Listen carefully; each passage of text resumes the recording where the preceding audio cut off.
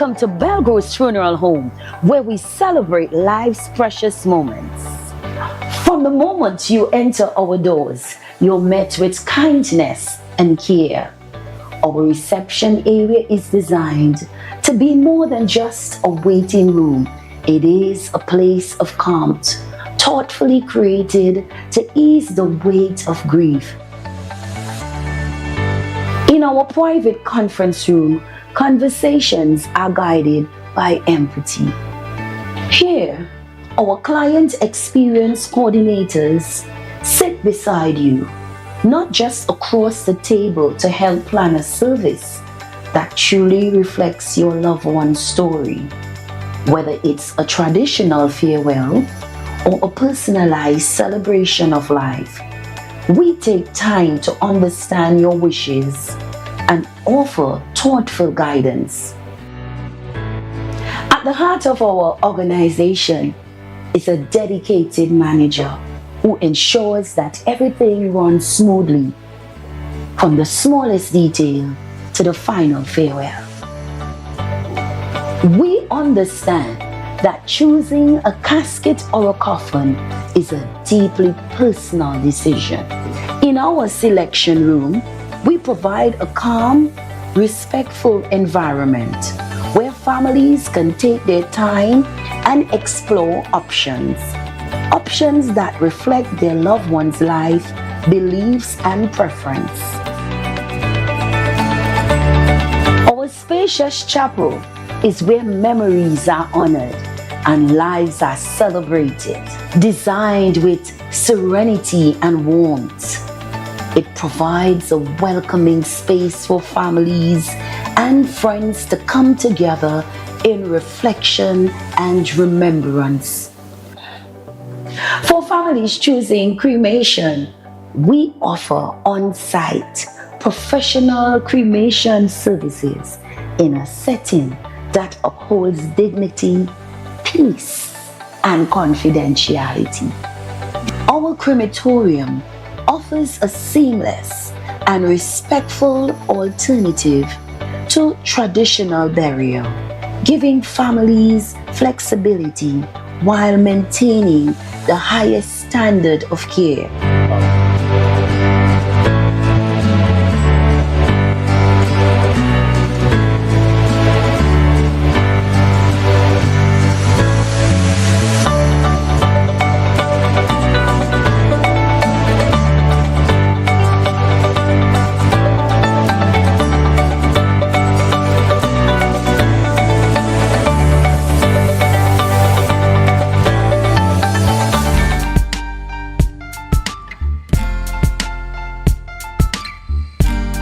Put a smile on your face when you're moving from place to place. Good morning, good morning, morning, good morning, morning.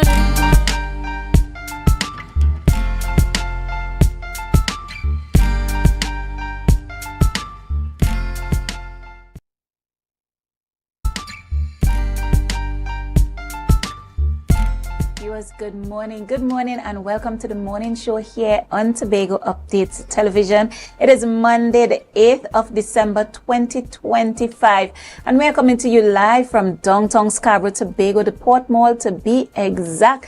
Not too far from here. Last night, the skies above us lit up wonderfully. It is a beautiful day to be alive and a wonderful day just to give God thanks and praise as we proceed nicely along to the end of 2025-2026 rolling in. I know persons are already making all their resolutions, plans for 2026, and of course I do pray that they go through. We have a packed show for you as per usual this morning, keeping in mind that we are also in the election season. January 12th, Monday, January 12th at 6 a.m. polls are going to be open, and Tobago Updates Television, of course, we are going to be taking you right through and bringing you coverage on everything that you need. Seated next to me this morning is my lovely co-host. You have two lovely Cupid ladies before you. Tanisha, good morning, my dear. Good morning, Lavia, and good morning to Tobago. Good morning to all our viewers. Yes, indeed. How was your weekend? Lavian jam-pack weekend. Lavian, there are all kind of things going on the island. I found myself at a Christmas concert, and boy, did I have a time. Well, you know I love the season. So this is my season, and I had a grand time. Well, look at us. Election is my season and Christmas is yours. We are two happy girls. All right, viewers, and with that, let me bring you up to speed with all things current affairs as I take you into the news in 90 seconds. The night sky over the island was transformed into a radiant blend of tradition and modern innovation with a spectacular drone display to culminate the Tobago Day celebrations. Bright displays of Tobago's map, the Tobago House of Assembly, THA crest, and an intricate rendering of the Assembly Legislature building.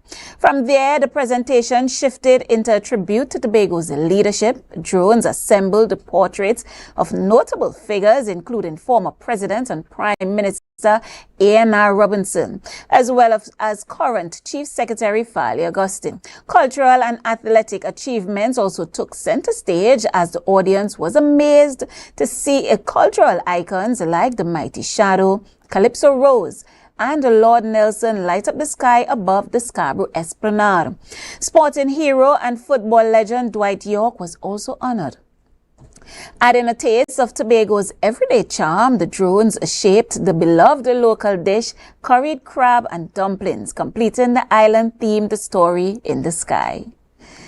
Up next in news of politics, with the Tobago House of Assembly elections swiftly approaching and a date set for Monday, January 12, 2026, the Elections and Boundaries Commission has announced changes to 2 electoral districts, shifting Mason Hall Mariah to Mason Hall North Mariah and Bagatelle Bacolet to Mason Hall South Bagatelle.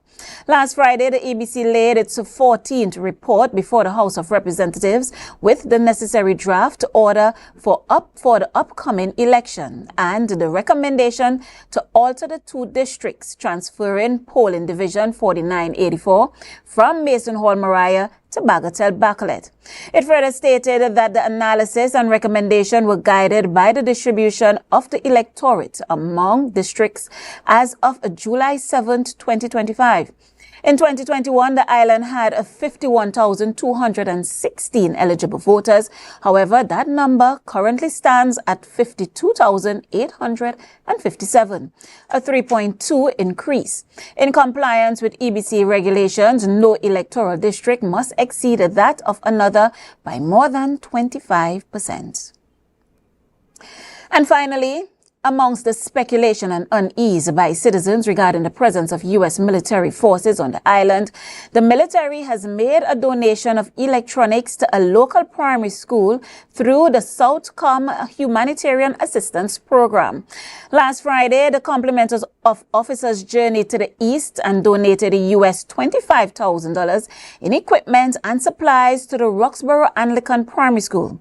The donation included 10 desktop computers, 10 desks, 10 chairs, 10 UPS units, a printer, 10 whiteboards, a refrigerator, a microwave, stationery, and other supplies. A representative from the U.S. Embassy said the donation reinforces the strong partnership between the United States and TNT. School principal Ms. Verlene John extended gratitude to the military for the contribution.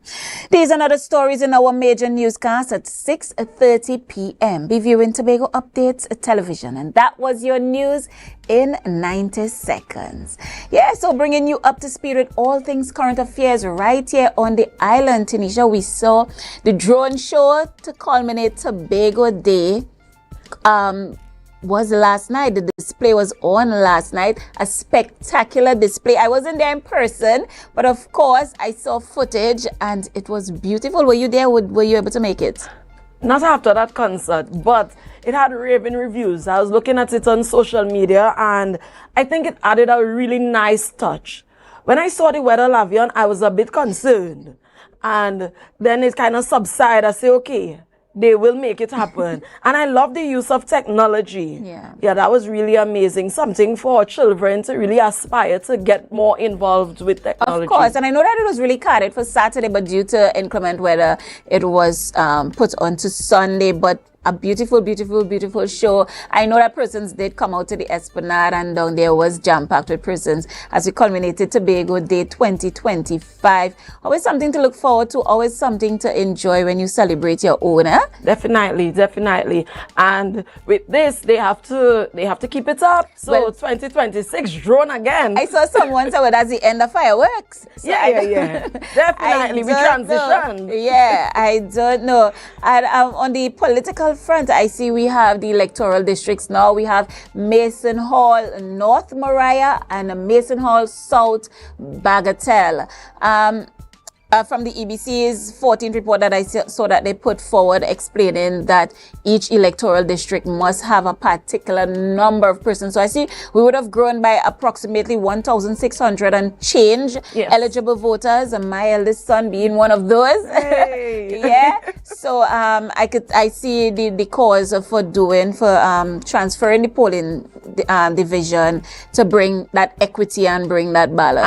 And that is important. So it will just take persons within those electoral districts to really get themselves accustomed. Yes, and we have to change the name. We have to get accustomed to those names. But most importantly, persons know which polling stations they are assigned to and where they are going to be voting. I believe that information is on the EBC website. Definitely check on that. Check EBC right here in Scarborough. But voting is our civic duty, but so much of a right and so much of a privilege. I think we take that for granted. That's right. When we take even colonialism into consideration and the effects of that, and for the amount of years, decades that persons were not black, people were not even allowed to vote, and then women weren't allowed to vote, and so it always hurts my heart when I hear persons say, well, I don't fight up with politics or me not vote. But when you don't go out and vote, you leave your future in somebody else's hands. And it's important for us to know that. And I know the first-time voters are particularly excited. Of course. Yes, I remember the first time I voted Lavian. Yeah. I put my finger straight down in the ink, It was a really liberating and exciting experience. Yes. I'm happy to hear that. I'm very happy to hear that. All right. Well, guys, we jump right into our birthday shout-outs this morning. Of course, we here at Tobago Updates Television, we like to celebrate with you. So we're jumping straight into birthday shout-outs.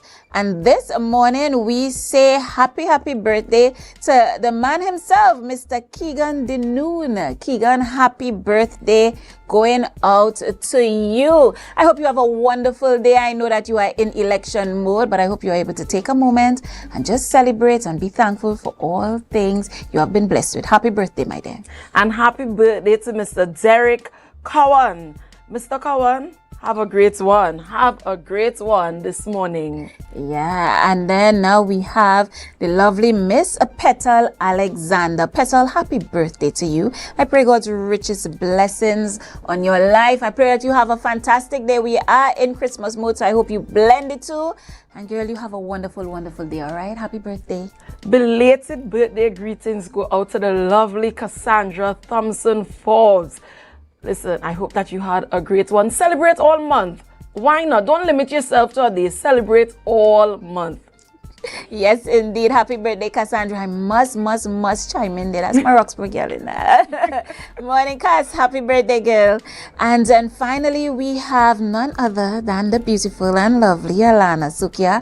Alana, happy birthday. That is one of my employees. I hope you have had a wonderful day on your birthday, but I pray that you take it all the way through and have a wonderful December, all right? And going right into January 2026. Happy birthday, Alana. All right, so happy birthday going out to all. Remember, viewers, we love to celebrate with you right here on Tobago Updates Television, whatever the occasion. Send us the information, send us the photos. It'll be our pleasure to celebrate with you. We never take for granted that we are seated here because of you. Whether you are viewing us, you're OG and you're viewing us on Facebook or YouTube, or you're tuning in on AMPLIA, Flow, or Digital, thank you for making us number one in TNT as we continue to grow. And we're very, very thankful for that. So whatever you're celebrating, we want to celebrate with you. Special good morning to all our local listeners right here and viewers right here in Tobago, in Trinidad, in the region, and of course the international diaspora good morning. So, Tanisha, to get the people riled up and ready to go, tell me, who are we going to be talking to this morning? This morning, we would be speaking with Inspector Kathleen Sterling, and we're talking all about fraud awareness during this hectic Christmas season. Also, Robinson Day Island Cleanup Campaign. Lavian, it is something I always look forward to. So we'll be speaking with two guests, Mr. Linford Beckles and Mr. Ricardo Bob. And finally, we'll finish off with a visit from members of the Logos Hope, and they will be telling us all about the Logos when they visit this December. All right. Well, a jam-packed show as per usual. I want to encourage you to never ever change that dial. Stay tuned in, stay locked on to Tobago Updates Television as we take you through this morning. All right. We're going to go for a quick break, and we're going to be back here on set ready to have those conversations that you want to be a part of. So in the meantime, do me a favor and share the live, share the live, share the live. We'll be back.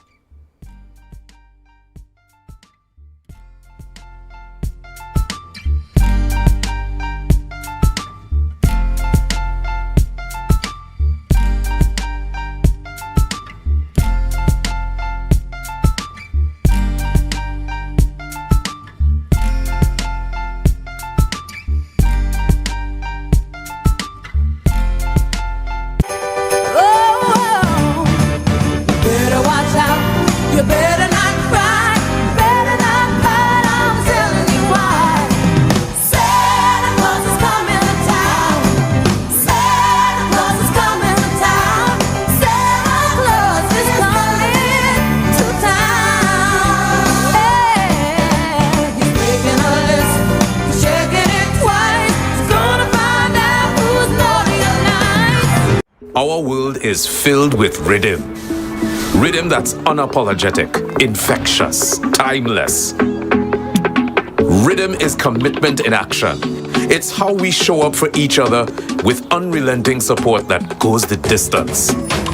Rhythm lives in the tiny beats of our most intimate moments and the seismic roars of our biggest achievements. Rhythm is resilience in motion. So, even when things go out of sync, we do what it takes to bring the rhythm back. At Flow, we understand your rhythm because we live it. That's why we're dedicated to building a network as resilient as you, with a team of familiar faces working every day to keep you on beat. You're at the heart of everything we do, and our commitment is to keep your rhythm flowing, no matter what. Deltec Distributors Christmas Specials is here. Choose from our festive meat packages at unbeatable prices, perfect for your holiday feast. Hurry! Limited packages. Order now. Package 1, $4.99. 11 pounds of leg of Thai chicken, 5 pounds pork, 5 pounds turkey, 1 picnic ham, 1 liter pear jacks. Package 2, $4.99. 11 pounds leg of Thai chicken, 5 pounds pork, 5 pounds turkey cubes, 1 chicken ham, 1 liter pear jacks. Package 3, $600. 11 pounds leg of Thai chicken, 5 pounds pork, 5 pounds turkey wings, 1 whole turkey, 1 liter pear jack. Package 4, $535. 11 pounds leg of Thai chicken, 5 pounds pork, 5 pounds turkey wings, 3 pounds fish ham, 1 liter pear jacks for $359-5040 or $237-0102. Delivery available for just $20. Deltec Distributors, Main Road, Argyle, Tobago. The following is a paid political advertisement. Drop the anchor. Bethel New Grange, stand up. The Blue Wave will be at Montgomery Basketball Court on Monday, 8th December at 6 p.m. Come hear your candidate, Mr. Darren Henry, a service-minded and community-driven leader. Alongside him, the Honorable Chief Secretary, Mr. Farley Chavez Augustine. Come hear the voices shaping Tobago's future. See you on Monday, December 8th, 6 p.m. at Montgomery Basketball Court. Tobago People's Party, anchored in truth, rising with you. We vote in TPP. That was a paid political advertisement.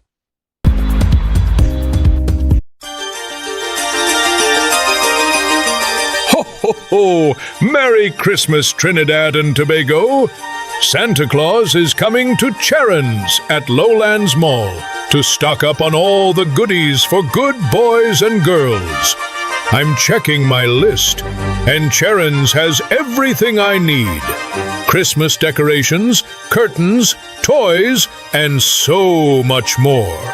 And the best part? The best prices in town. So hurry down, folks. Visit Charon's today before the shelves are empty. Ho, ho, ho!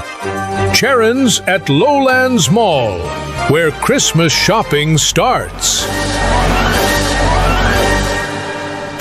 Who said the elderly can't have fun too? We're talking good food, proper music, lots of games, and a day at the beach they will never forget. From the time we left the compound at Heavenly Care Home for the Elderly, the vibe was already established. Wheels up and seatbelts on. Watch now, when we touched down in Pigeon Point, everybody was ready for excitement. But before anything could take place, we had to secure our bellies.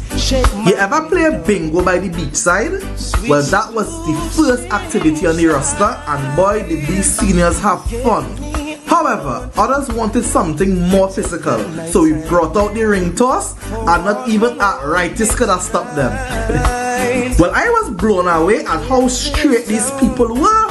Are you sure this is a home for the elderly? Nothing beats a Jet 2 holiday, but nothing beats the song of Good Steel Pan by the shores while we take a dip in Tobago's finest water. Wait, more food again? This is my type of event. The energy was amazing and nothing short of a blessing. Pick up Heavenly Care Home for the Elderly, because joy doesn't retire, laughter doesn't age, and memories like these last forever. To a stranger. Ho, ho, ho, ho! Merry Christmas!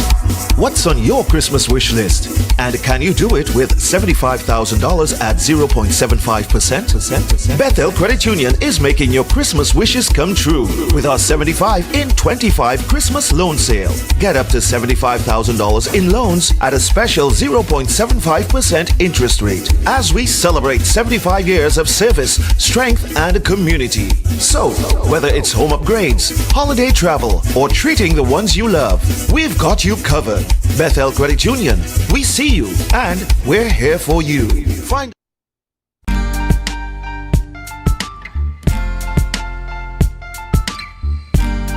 Put a smile on your face when you're moving from place to place. Good morning, good morning, morning, good morning, morning.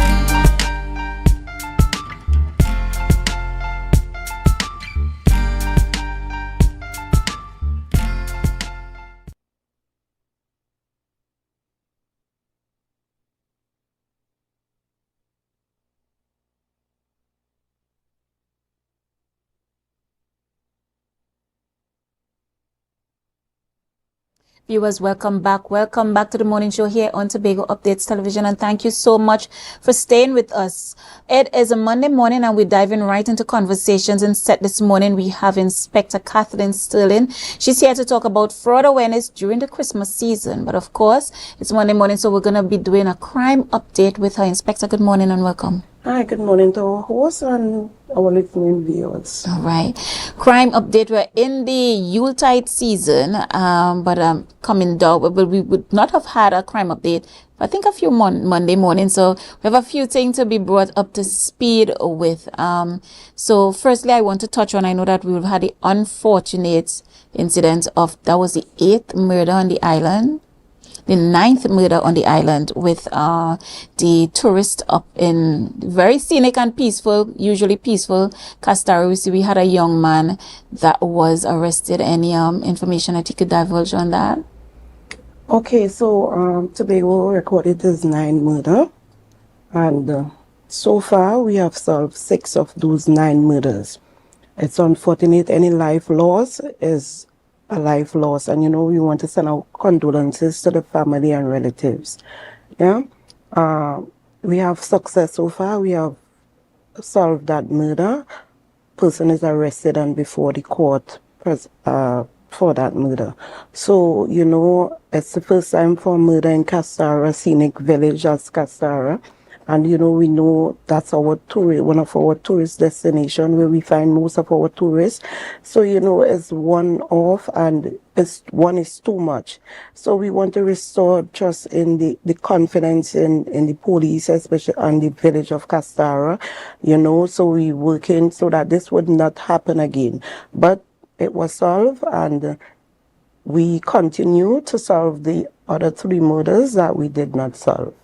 But, you know, as we are on this, and I don't know if you could give any information, you probably can't, and we would understand that. But I know that we would have had 2 police-involved shootings during this year that we still haven't gotten any information on how far those matters would have proceeded internally, because I believe they are still being assessed internally. Any information on those? Yes, those murders are actively investigated, and I cannot give you the details as to what is happening, but those murders are being investigated.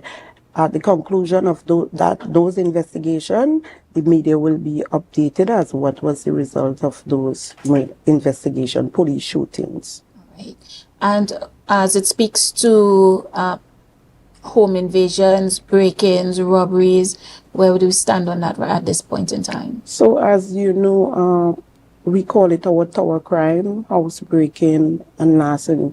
We using the term home invasion, but really and truly it's house breaking. However, we see there have been an increase in house breaking and larceny in the Tobago division. As often as it is, it's one of our tower crimes, and we mean one of our high crimes in Tobago.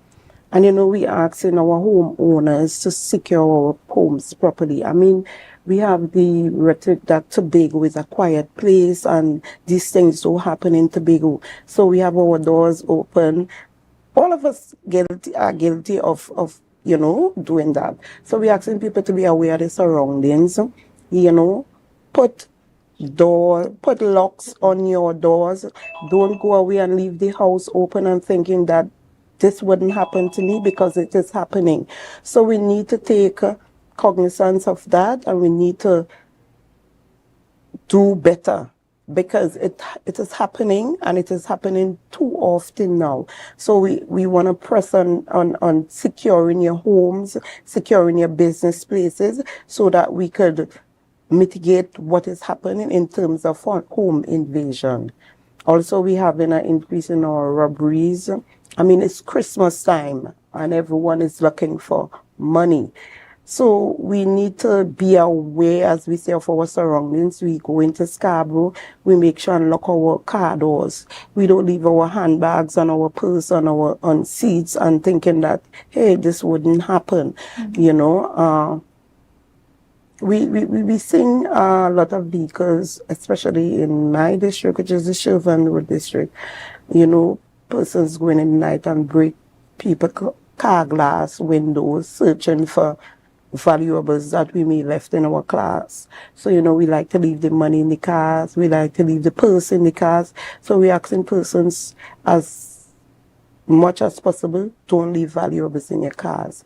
Park your vehicles in lit areas so that even persons come to break your window, they realize that the place is bright. If we could have cameras around so that they would not break into your vehicle. So we just have to be aware and do things better. Also, we're seeing an update in our sexual offenses. A lot within the school. So we need to work on that and just be aware. Right, okay. As you spoke to house break-ins and larceny, could you tell me what is the detection rate? Because I know we have 6 out of 9 murders solved, but could you, if you can, speak to the detection rate for those? And also, could you speak to whether or not usually it is the same persons in a particular district carrying out these crimes? I know week before last we would have had incidents of 2 security officers on duty, one at a primary school, and I can't recall the other where, but in the Signal Hill area. And police were of the opinion that it could have been the same assailants carrying out, because the crimes resembled each other. So could you speak to that, the detection rate, and whether or not usually it's the same persons carrying out the crime? So I cannot give you an exact figure on the detection rate, so I wouldn't want, but I know the detection rate is high. However, you spoke about the incident that patient cell in the Scarborough district. So we've seen this crime perpetrated within the Scarborough and Shervan district, most of these crimes. However, we are actively investigating those crimes, and there's a linkage within those crimes. You're seeing it's a group of persons working within those crimes, right? We should be on the verge of a breakthrough with those crimes. So I know we are investigating. We have persons in custody. So we working actively on it. But it's within, as there's a linkage, same persons doing the crime, but it's a group of persons perpetrating these crimes. So that's why we asking, that we be careful. We lock our doors.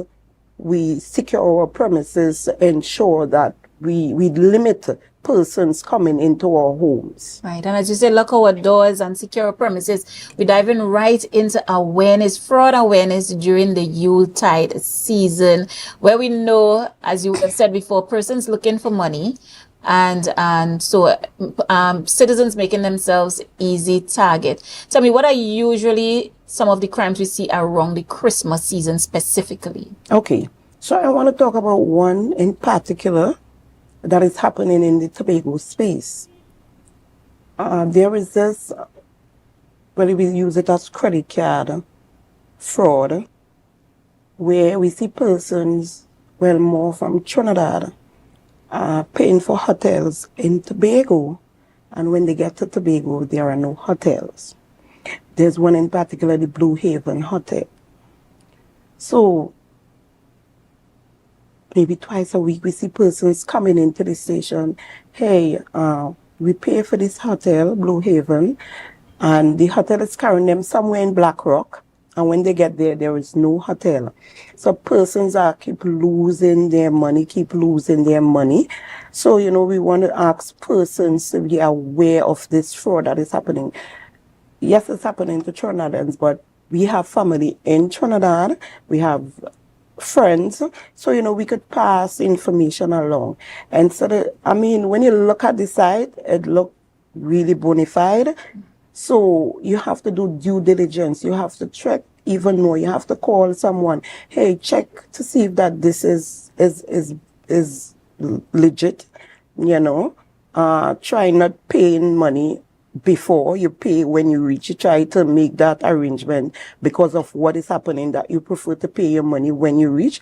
Or if you're not getting that option, look for a different hotel, because sometimes the price is too good to be true, and it must say something. Is this really, really true? Am I paying the money that I should pay for this hotel? Because when you look at the pictures, they are so lovely that you would get caught. So I'm asking persons to do due diligence, call a friend, call the station, district that, the hotel is, because I saw that happen recently. Someone called and asked, well, is this hotel a bona fide one? And, we went, we checked, and then, we called back and said, well, yes, it is really bona fide. So we could use different strategies to ensure that we don't lose our money during the Christmas season. Yeah? There are different types of frauds. We call it romance fraud. And this fraud really targets the older, vulnerable females. So we have a lot of females who may be on the internet looking for love, companionship. And we have these people using this at their advantage. So they start having conversation with you, and it goes along.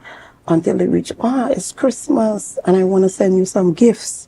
I could send you some cash.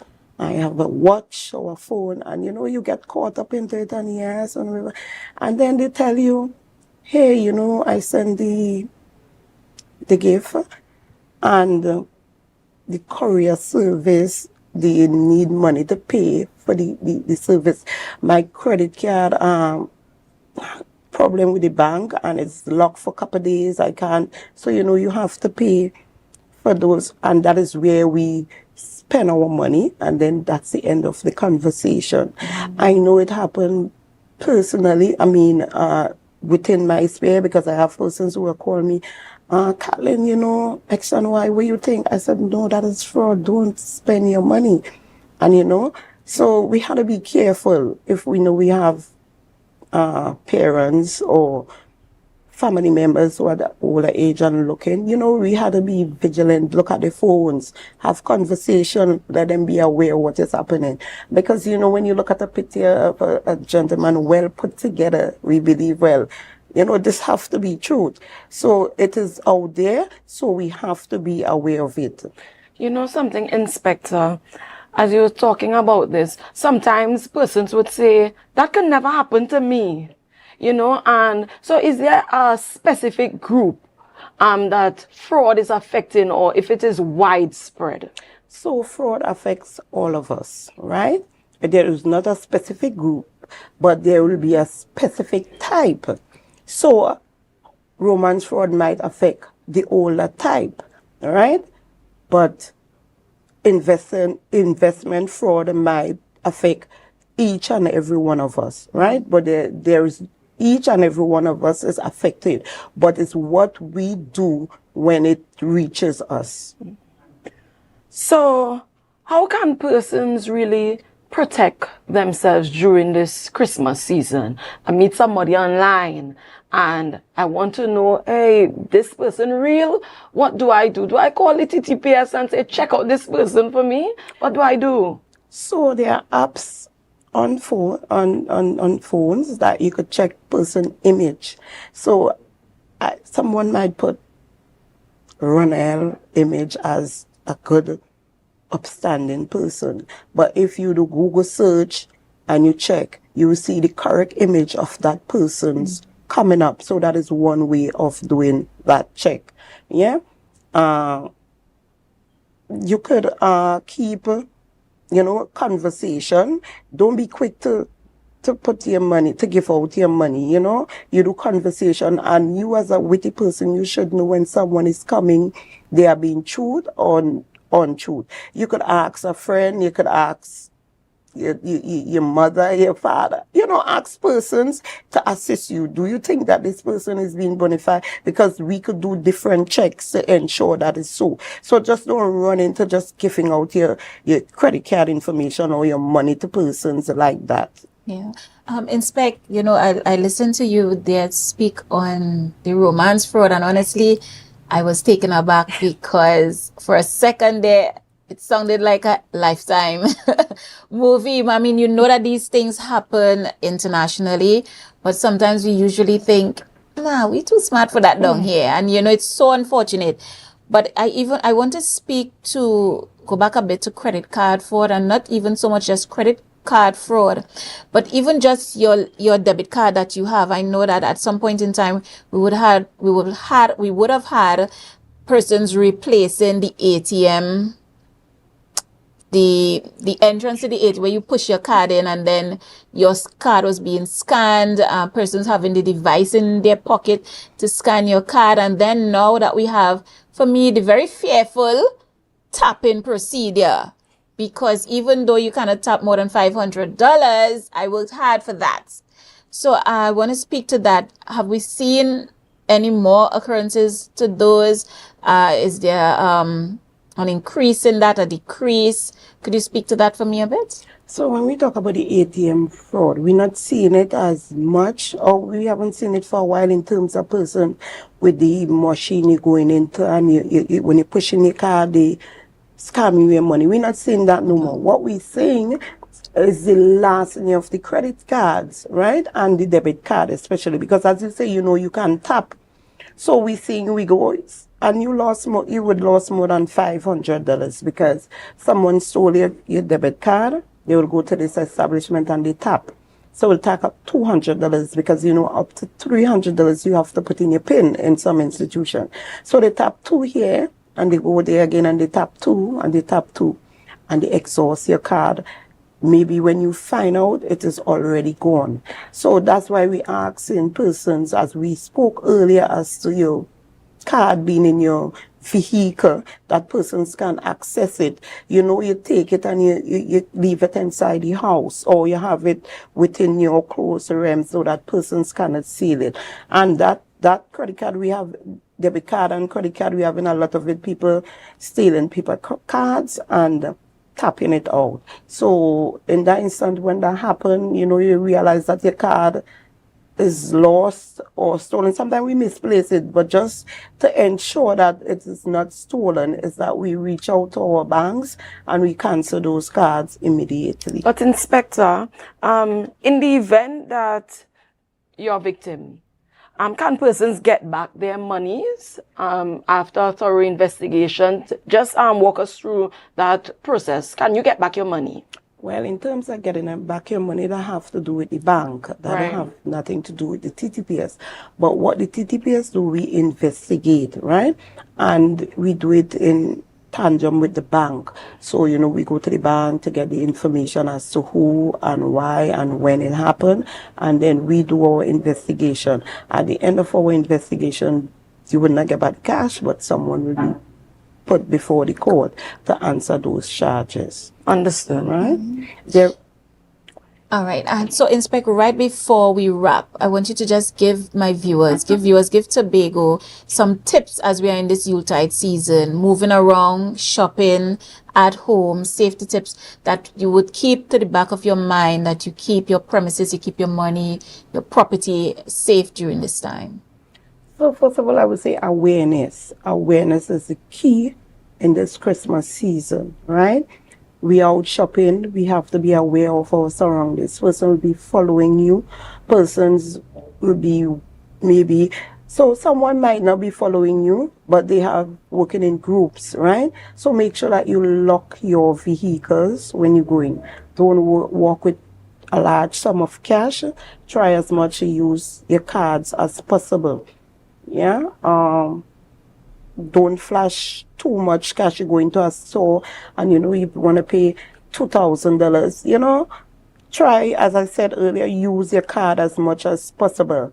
I reiterate, lock your vehicles. It's Christmas time, you know, clear your surroundings. You know, some of us houses, we have so many bush around our houses that it gives persons, make them easy to access your home without persons seeing them. So, you know, clear your area with bushes, light up. It's Christmas time, light up the place. You understand? As we say, lock our doors. We want to have $1 million in the house, but our security is $1. Right? So we need to secure our homes. We cannot say this as much. We have to say this as much as possible.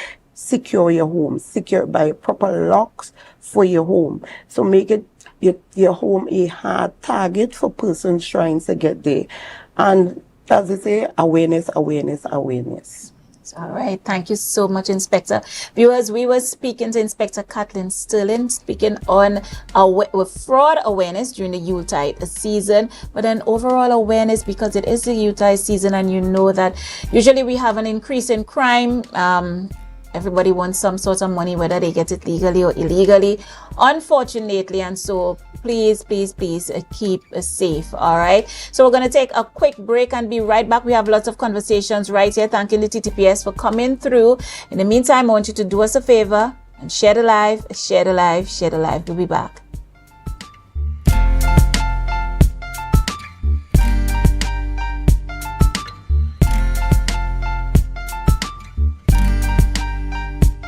The following is a paid political advertisement. Drop the anchor. Bethel New Grange, stand up. The Blue Wave will be at Montgomery Basketball Court on Monday, 8th December at 6 p.m. Come hear your candidate, Mr. Darren Henry, a service-minded and community-driven leader. Alongside him, the Honorable Chief Secretary, Mr. Farley Chavez Augustine. Come hear the voices shaping Tobago's future. See you on Monday, December 8th, 6 p.m. at Montgomery Basketball Court. Tobago People's Party, anchored in truth, rising with you. We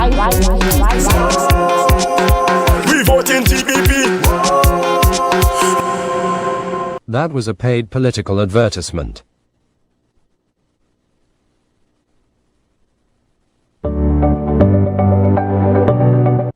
Tobago. You also have an equal chance of winning the brand new ride for Christmas in a 3-car raffle organized on behalf of Queen's Royal College. I want a pizza park. I want a pizza park for me Christmas. First prize is a luxurious, fully loaded Royal Ride Ford Ranger. Draw date Saturday, December 20th at the school. Tickets only $100. All proceeds for the further uplifting of the school. Tickets available from islandetickets.com. Stumpy's Emporium Canaan, Cad Supermarket Lowlands, Terry Brown Supermarket Mount Pleasant, Pablo Supermarket Argyle, Miles Almondos and Company Limited Scarborough, Yachts Marketing, TB Mart Bonaccord, Cost Cutters, Sharon Bookstores Lowlands, Police Credit Union, Caribbean Jewelers Lowlands, Jade Monkey Bar Milford Road Crown Point. For more info, call the college at 622-1671 or the hotline at 491-1802. Queen's Royal College Christmas 3-car raffle. Ho, ho, ho, ho. Merry Christmas. What's on your Christmas wish list? And can you do it with $75,000 at 0.75%? Bethel Credit Union is making your Christmas wishes come true with our 75 in 25 Christmas loan sale. Get up to $75,000 in loans at a special 0.75% interest rate as we celebrate 75 years of service, strength, and community. So, whether it's home upgrades, holiday travel, or treating the ones you love, we've got you covered.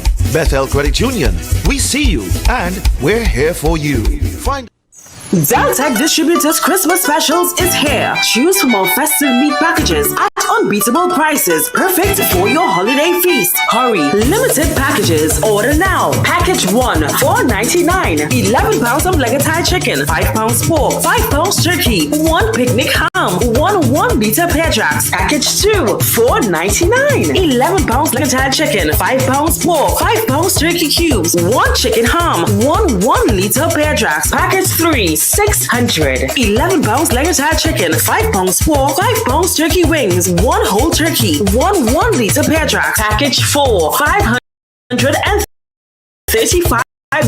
11 pounds leg and Thai chicken, 5 pounds pork, 5 pounds turkey wings, 3 pounds fish ham, 1 liter pear jacks for 359-5040 or 237-0102. Delivery available for just $20. Deltec Distributors, Main Road, Argyle, Tobago.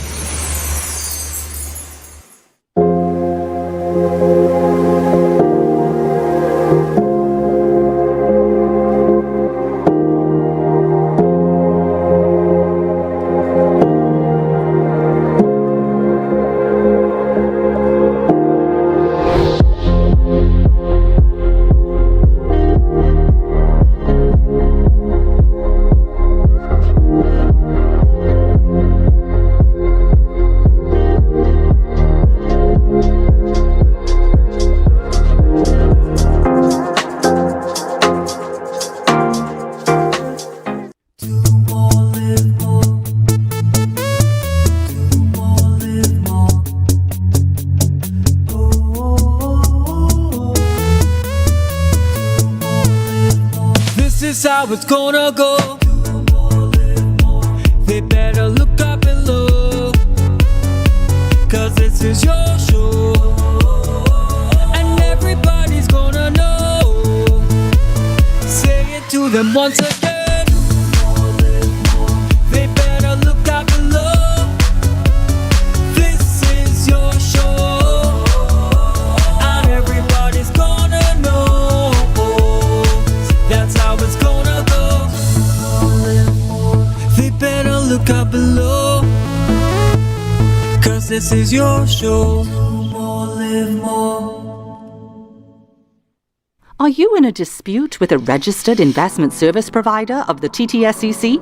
Or maybe you're the victim of an investment scam? You can lodge a complaint or submit an anonymous tip to the Trinidad and Tobago Securities and Exchange Commission.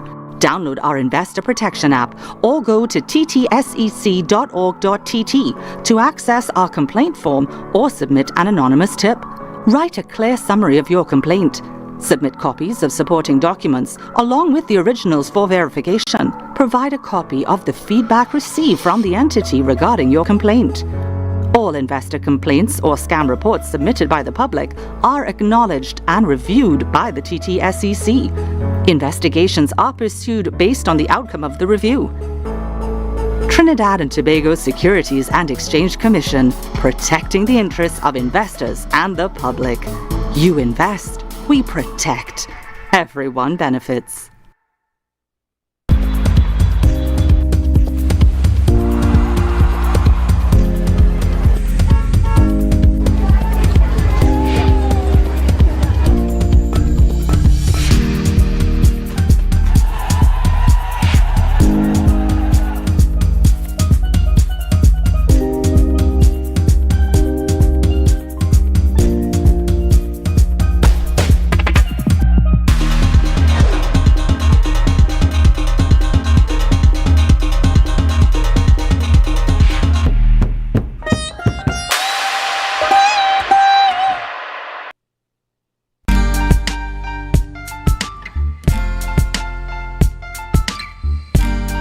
Put a smile on your face when you're moving from place to place. Good morning, good morning, morning, good morning, morning.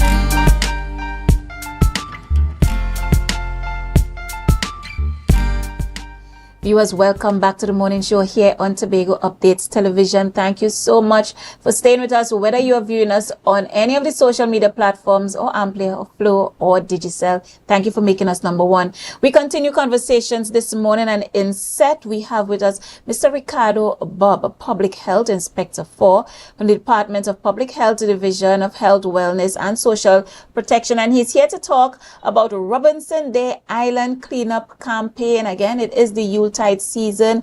Mr. Bob, good morning and welcome. Good morning, ladies. I am so happy to be here to talk about this. Always a pleasure having you. Robinson's Day Island-wide Cleanup Campaign. So Robinson's Day is celebrated on the 16th of December. Would be our former president and prime minister, none other than our very own Arthur Napoleon. But I see we start the campaign from December 9 to 16. But before we even dive into the operations, I want you to tell me about what is the goal of this campaign? All right. Now, in 1986, you may not remember that, but I was, but a that babe. Was the first, yeah. I was but a boy as well. That was the first national cleanup.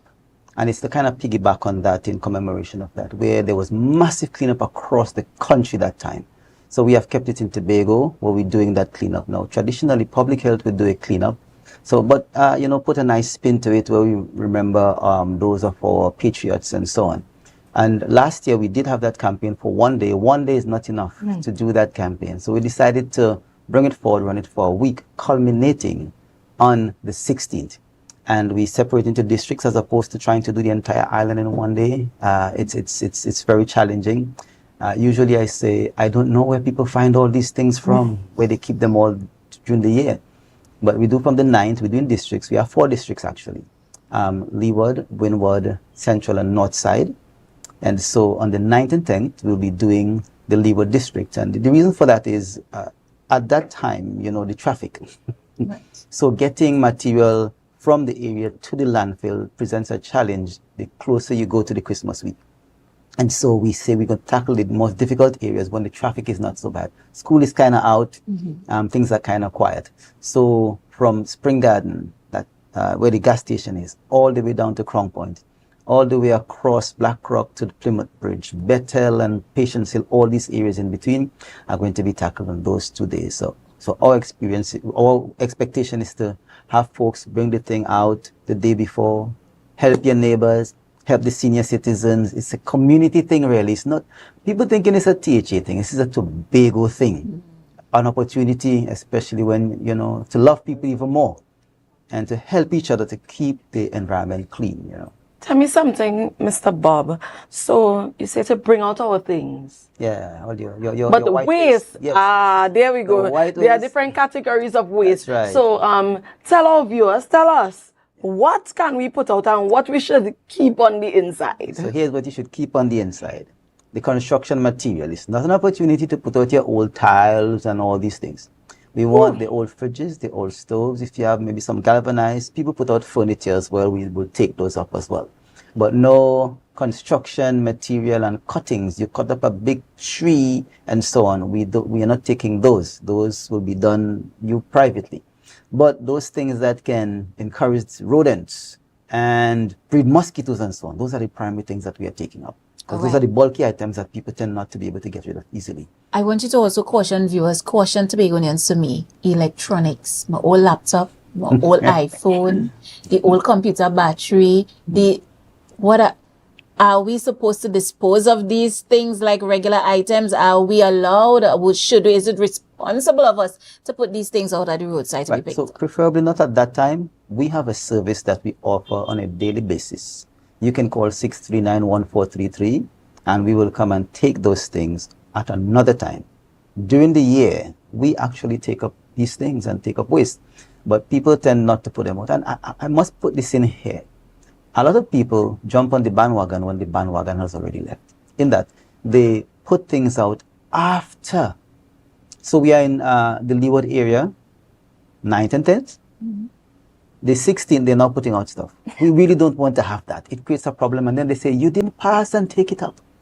So we want you on the days, the specific days, as on the flyer, as we're talking about now, as you're hearing on the media. Put out your stuff the day before, that we will take it up on the days we said we are going to pass.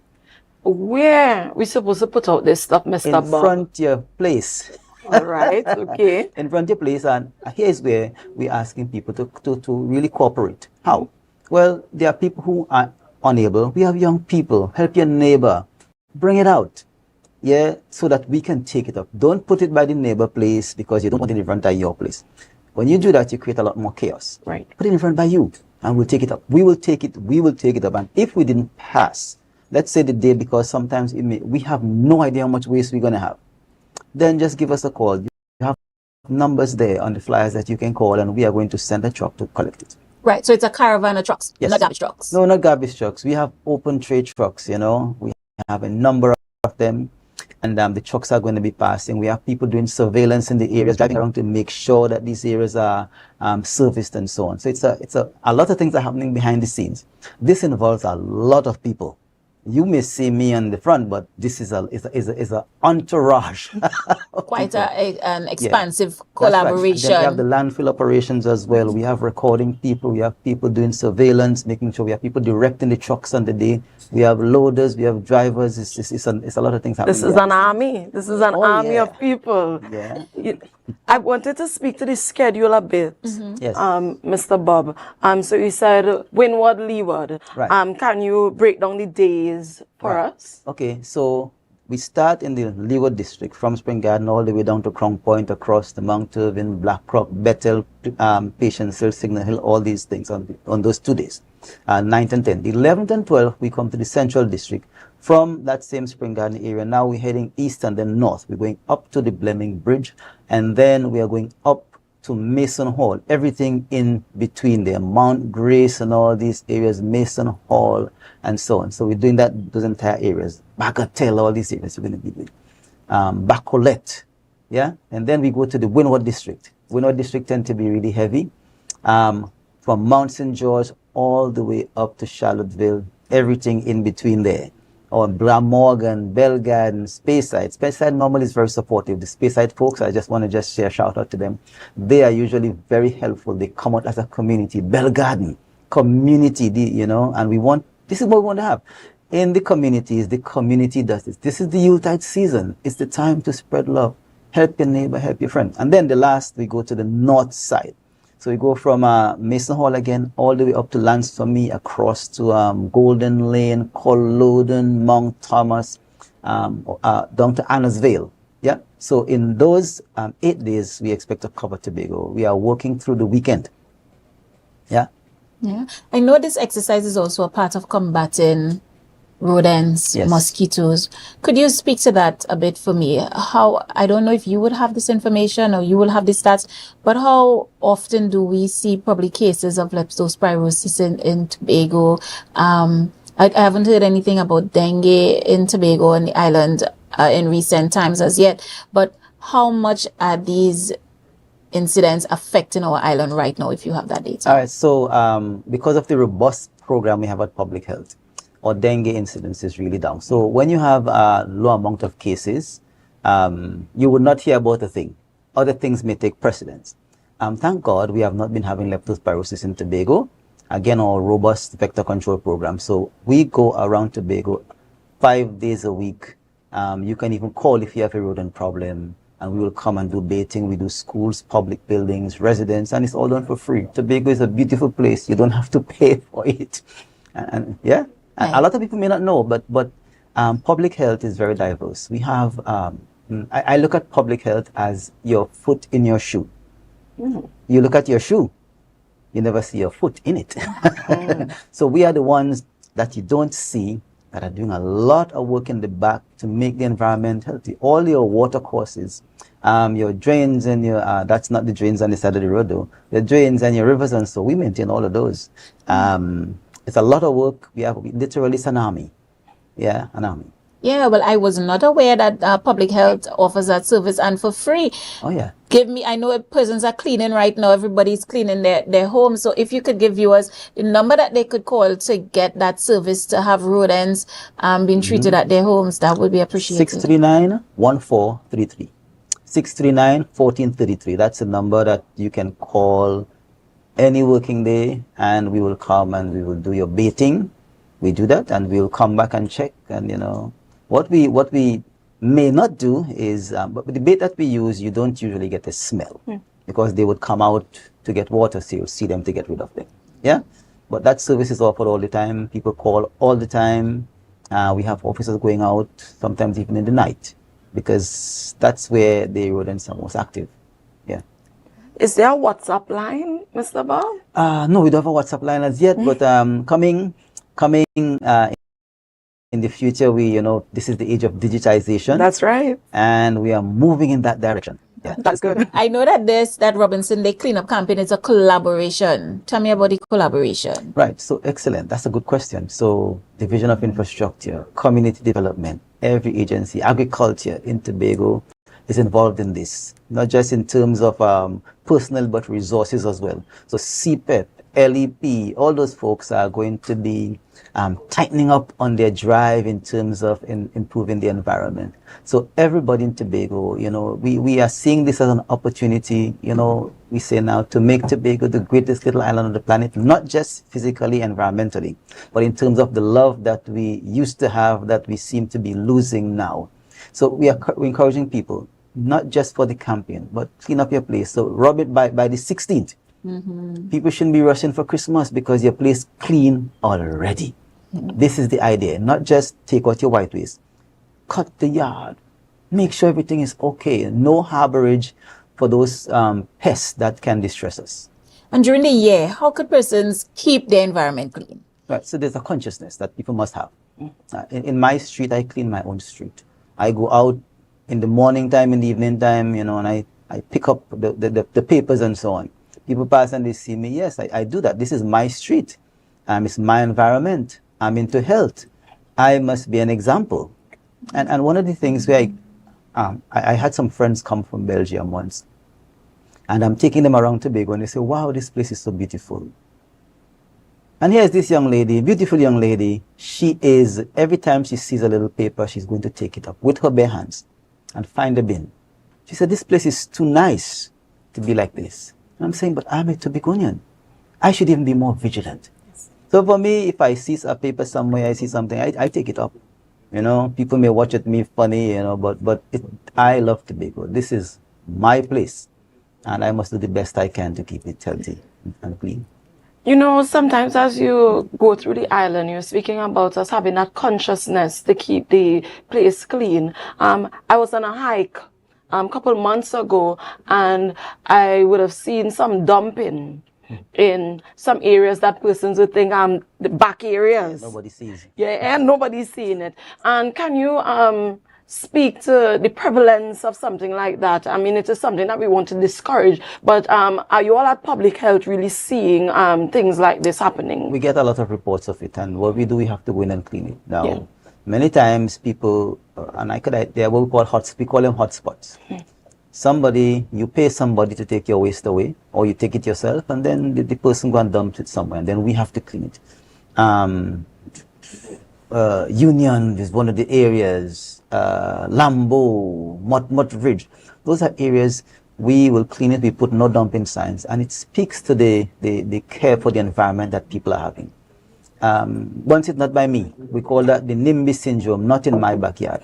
So will you all be going in those areas during Robinson Day? Not for this campaign, but we do that outside of the campaign. We normally clean those. And those take a lot of resources. It's trucks, it's backhoe, it's men. And your cousin, your uncle is in the department, and they have to clean that. Yeah. Well, right before we wrap, Inspector, I want to ask you. So if during the year, in June, I have a fridge to throw away, how best do you think I should dispose of it? Or is there a particular way that I should until Robinson Day again? Or can I call a department to come pick it up? 639-1433. And you will come. And we will come, and I usually dare to do this. 751-4960 is my number. I'm a public health, so you can call. People call all the time. Over the weekend, since the flyer went out, people have been calling. You know, they didn't come in my street last time. I said, just call. We would come. All right. Well, thank you so much. Viewers, we were talking to Mr. Ricardo Bob, Public Health Inspector 4, talking about Robinson Day island-wide cleanup campaign. They're hitting every single district on the island. So remember, put your waste out between December 9th and 16th. December 9 to 16, Spring Garden to Crown Point, to Shervan, Blackrock, Plymouth. 11 to 12 December, we have Scarborough, Mason Hall, Wim to Plymouth Junction. 13 to 15th of December, Mount St. George to Charlottesville. 15 to 16, Mason Hall, Lands for May, Woodlands, Culloden, Mount Thomas. That's all the information there. Also, you could give them a call. Let's keep Tobago clean, green, safe, and serene. All right. So that's it for this morning, Monday, 8th December 2025, here on the morning show. But you know, the programming here is never done. We have Chanel Felix up next with Good Morning Tobago, GMT, with a lot in store for you. Again, thank you so much for always choosing Tobago Updates Television and making us number one. So on behalf of myself and my lovely co-host Tanisha, I want to wish you a lovely day. Keep viewing Tobago Updates Television, and we'll see you again tomorrow. All right.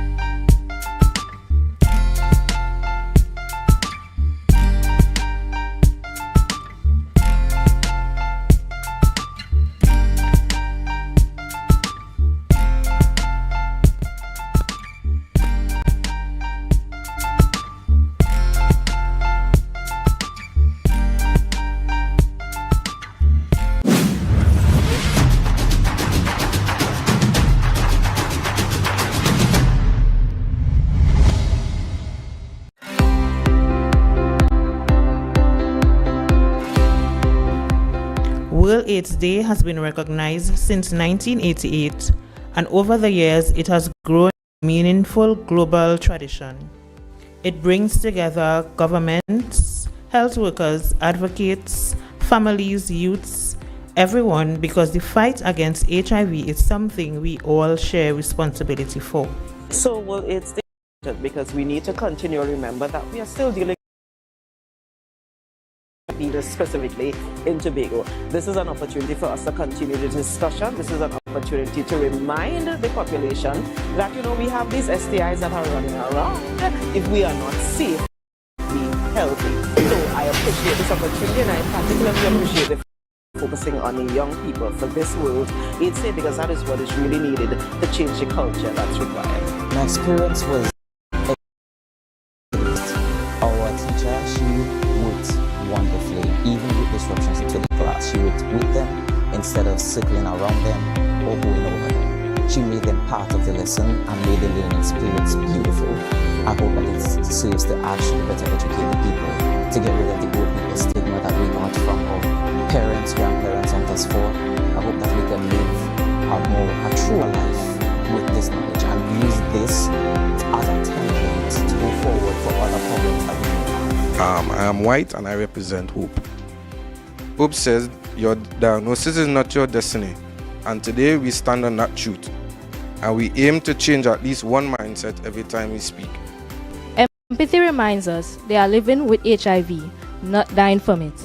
Boy, see monster, I'm going boy, when me know AIDS and everybody there don't, I know just for it to me. So tell me, where you really learn this ignorance to go and tell him you cannot give someone HIV by just touching them? So your friend running off and talking about that is not true. What we were trying to discuss was this for schools, because we feel like they're not teaching enough, especially when it comes to preventing stigma against certain people. Peer training programs are programs that have always worked, because you need people who are similar to design what the message should be and to share those messages to their counterparts. And that is in essence what peer training is. So having these individuals who are part of these, these technical vocational schools, be the ones to get the correct information is really a good step to ensure that they pass that information on to the people who they are closest with. We each need to do our parts. We each need to ensure that our health is comprehensive. That includes our mental health, that includes our physical health, emotional health, and our sexual health is critical to that. So don't forget it. It's not a taboo thing to talk about. It's not a taboo thing to actively work on. And I think we can do it. Choose your choices wisely still, but at the end of the day, you don't make a simple one of them, because you are tomorrow.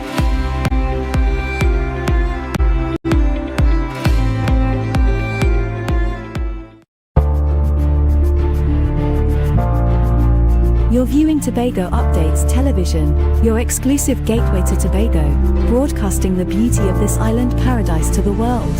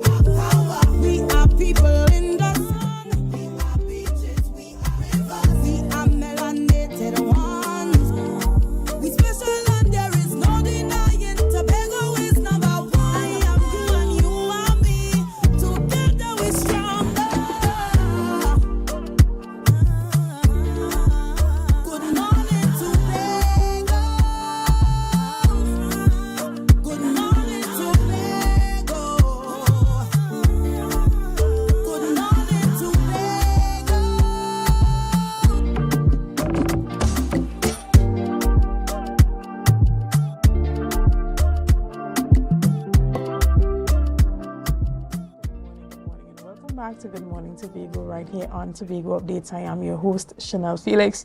And you know, whenever you see me sitting here, it's because we're about to have those conversations that you want to have while I ask those questions that you want asked. But before we get into this morning's interesting topics and conversations, let's have our news in 90 seconds. The night sky over the island was transformed into a radiant blend of traditional and modern innovation with a spectacular drone display to culminate the Tobago Day celebrations.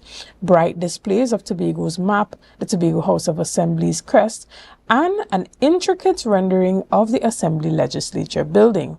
From there, the presentation shifted into a tribute of Tobago's leadership.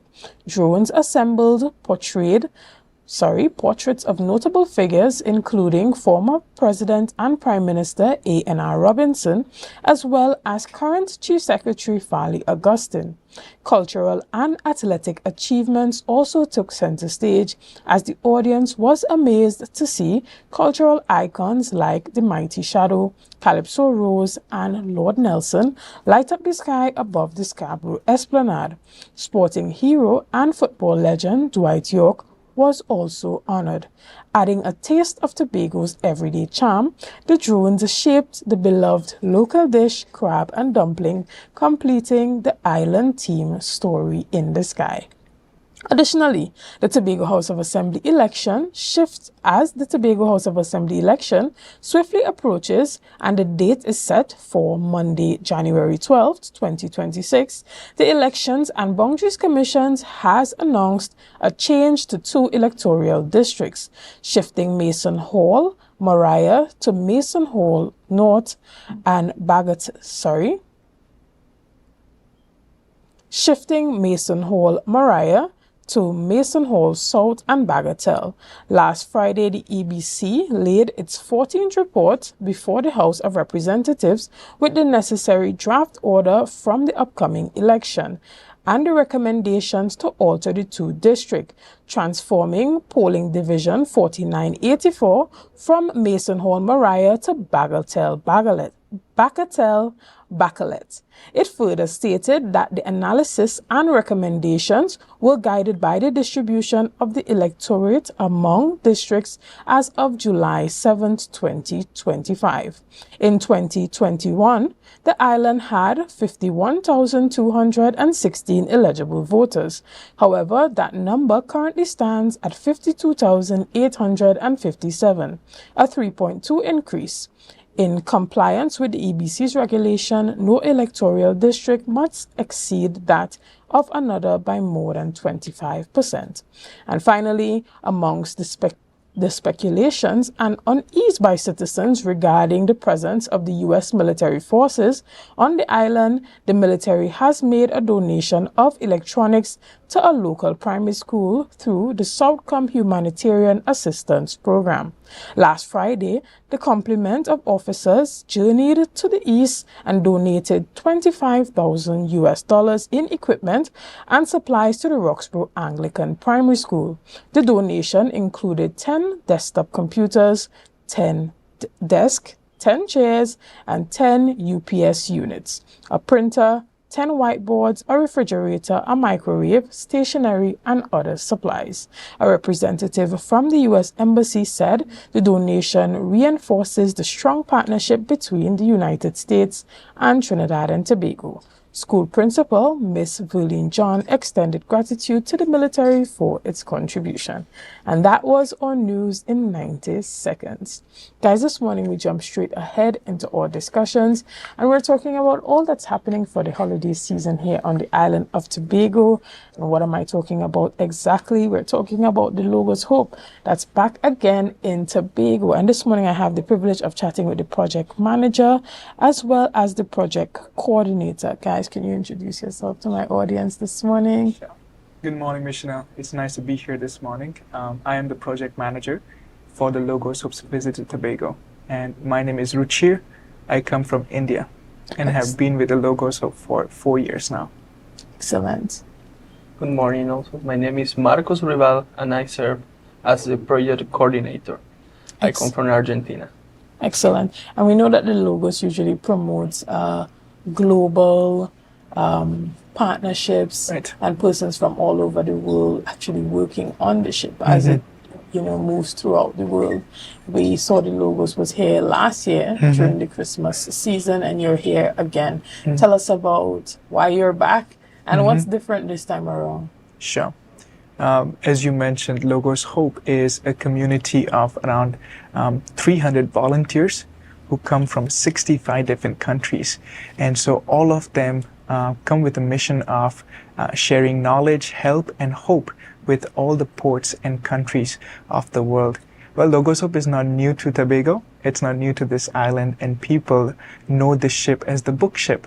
They have fond memories of them being kids coming on board, and even as you mentioned in the past visit, they were able to visit the ship again. So this time as the ship comes, we continue to share our mission, that is sharing knowledge, help, and hope. But we do have special events that will take place. We do have special activities that we will do outside of the ship, engaging with the community. Understood. And we know that the Logos usually has those partnerships with external NGOs that are doing similar work on the island. Do you have any particular organizations that you would be partnering with this time around? Yeah, so we still in the phase of finalizing all the teams that are going to be out, but we are partnering with a lot of different organizations that work with. We are going to be partnering with organizations that work, for example, with elderly homes. We are as well working with some orphanages on board here in the island. And also, we are going to be working with one organization that works with a refuge for women and children. Okay. Yeah. Okay, that's the women's home? Tabitha's home? Tabitha's home, yeah. Yeah. That's her Okay, name. excellent. So we look forward to all of that. So is it that other organizations who would like to partner with you can reach out as well and, partner to get some of the work that they want to get done? Yes, definitely they can reach out to us. We love partnering with other organizations who share like-minded visions, and so you can reach us out through our social medias, which we will let you know in a while as we say off. Excellent. But, yeah. And so for the persons that have been on the Logos Hope last year, and persons who I know particularly who went out and just did a whole book buying spree and probably bought more books than they can actually read. Is it the same books, or are there new additions to the library, there are new things at the bookshop that persons can purchase this time around? Yeah, we definitely have a lot of new books. We have a lot of new books, new souvenirs, so we continuously update our stock on the ship. So definitely you will find new genres and new books on. Okay, excellent. And Marcos, why is it important for persons to come out, even if they were there last year, to still come out this time around and be a part of some of the programs and just come and check out what new books are at the bookstore?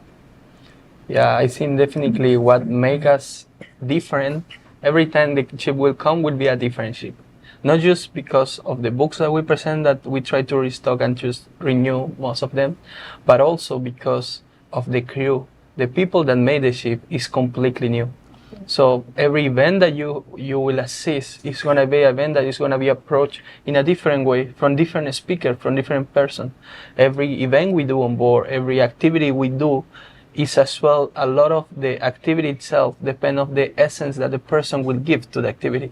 For example, if it's a person that is more creative, is more straightforward, so everything depends on the kind of person that it is, and is for sure it's going to be a different time. This is our last visit before change of region, and we are very excited for all the activities that are going to take place. But for sure, as I mentioned, it's going to be a different time, because most of our crew is new, because as well Christmas come, and every time Christmas come we try to renew all that environment and do all this kind of thing. So I will really encourage to people that maybe had visited many times to this time take a time again, but be a bit more intentional, trying to connect with the crew. As I mentioned, this is a completely new crew, so most of the guys on board, this is the first time coming to Tobago. Excellent. It's going to be a good, nice opportunity for them to. And Rashir, can you tell us about the actual rundown and the activities that are going to be happening, the programs? Are they specific for kids and toddlers, teenagers, adults? And how can persons know exactly when they should bring the babies to see like the puppet shows and all of the things that we often look forward to when we hear about the logos being in the country? Sure. So on the ship, as I mentioned, we will have events on the ship, and then we will also reach out into the community to do some outreach and activities. So I would like to mention 2 of the events that will take place. These are free of cost. The first event is called Meet the World, and it is a showcase of the cultural diversity that we have on board. And this will take place at the Scarborough Public Library Auditorium. That will be on the 20th of December. And then on the 21st, we will have a gospel concert on the ship, which is also free for everyone to come and attend. You can register online right now. Our platforms are open. You can access those on social media. Yeah. Excellent. And is it that persons who follow you on social media can see all the different events that are happening on a daily basis? Is it posted there? Yes, yes. Okay. And how can persons follow you on social media? So they can follow us in Logo Hub Trinidad and Tobago in Instagram, and also we are in Facebook. So those are the 2 main media that are going, but they can reach us there, and we will answer then all the questions. Also, if it's any organization that would like to partner, we're still having time to organize some activities, so they can as well contact us. So we will love to. Excellent. And finally, Rashir, can you tell us what dates person can start actually coming on to the ship and being a part of all that the Logos Hope has to offer? Yes, the Logos Hope will be open to the public from the 19th of December to the 30th of December. Now, please note that the ship will be closed on the 24th, 25th, 31st, and 1st. And there are also times where the cruise ships will be in port. By the way, the Logos Hope is going to be berthed at the port of Scarborough. Right. And so there will be a few cruise ships that will come in, which will affect the timing of opening hours to of Logos Hope. So please stay tuned with our social medias. That is where we will promote the time changes. But we will open from the 19th of December to the 30th of December.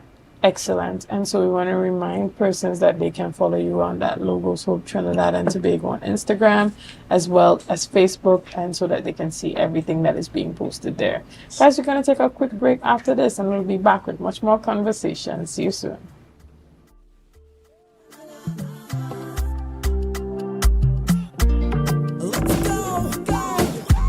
It's a brand new morning, rise up to a brand new dawning as the passion start to rise, the energy fill the skies. I say thanks a favor to wake up and hear my neighbor. 60,000 people strong and the vibes is. The following is a paid political advertisement. Drop the anchor. Bethel New Grange, stand up. The Blue Wave will be at Montgomery Basketball Court on Monday, 8th December at 6 p.m. Come hear your candidate, Mr. Darren Henry, a service-minded and community-driven leader. Alongside him, the Honorable Chief Secretary, Mr. Fali Chavez Augustine. Come hear the voices shaping Tobago's future. See you on Monday, December 8th, 6 p.m. at Montgomery Basketball Court. Tobago People's Party, anchored in truth, rising with you. We vote in TPP. That was a paid political advertisement. Our world is filled with rhythm. Rhythm that's unapologetic, infectious, timeless. Rhythm is commitment in action. It's how we show up for each other with unrelenting support that goes the distance. Rhythm lives in the tiny beats of our most intimate moments and the seismic roars of our biggest achievements. Rhythm is resilience in motion. So even when things go out of sync, we do what it takes to bring the rhythm back. At Flow, we understand your rhythm because we live it. That's why we're dedicated to building a network as resilient as you, with a team of familiar faces working every day to keep you on beat. You're at the heart of everything we do, and our commitment is to keep your rhythm flowing, no matter what. Who said the elderly can't have fun too? We talking good food, proper music, lots of games, and a day at the beach they will never forget. From the time we left the compound at Heavenly Care Home for the Elderly, the vibe was already established. Wheels up and seatbelts on. Watch now, when we touched down in Pigeon Point, everybody was ready for excitement. But before anything could take place, we had to secure our bellies. You ever play bingo by the beachside? Well, that was the first activity on the roster, and boy did these seniors have fun. However, others wanted something more physical, so we brought out the ring toss, and not even arthritis could have stopped them. Well, I was blown away at how straight these people were. Are you sure this is a home for the elderly? Nothing beats a Jet 2 holiday, but nothing beats the song of Good Steel Pan by the shores while we take a dip in Tobago's finest water. Wait, more food again? This is my type of event. The energy was amazing and nothing short of a blessing. Pick up Heavenly Care Home for the Elderly, because joy doesn't retire, laughter doesn't age, and memories like these last forever. To a stranger. Ho, ho, ho, ho! Merry Christmas! What's on your Christmas wish list? And can you do it with $75,000 at 0.75%? Bethel Credit Union is making your Christmas wishes come true with our 75 in 25 Christmas loan sale. Get up to $75,000 in loans at a special 0.75% interest rate as we celebrate 75 years of service, strength, and community. So, whether it's home upgrades, holiday travel, or treating the ones you love, we've got you covered. Bethel Credit Union, we see you and we're here for you. Find Ho, ho, ho! Merry Christmas, Trinidad and Tobago! Santa Claus is coming to Charon's at Lowlands Mall to stock up on all the goodies for good boys and girls. I'm checking my list, and Charon's has everything I need. Christmas decorations, curtains, toys, and so much more. And the best part? The best prices in town. So hurry down, folks. Visit Charon's today before the shelves are empty. Ho, ho, ho! Charon's at Lowlands Mall, where Christmas shopping starts.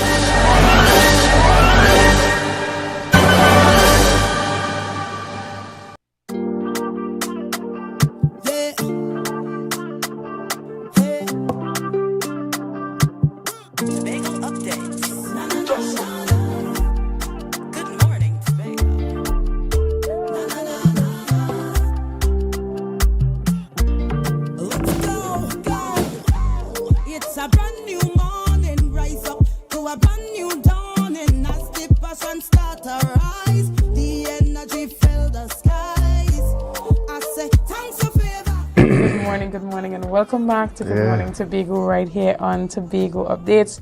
This morning I have the privilege of sitting and chatting in studio with Assemblyman Sonny Craig, who is the area representative currently for Buku Mount Pleasant.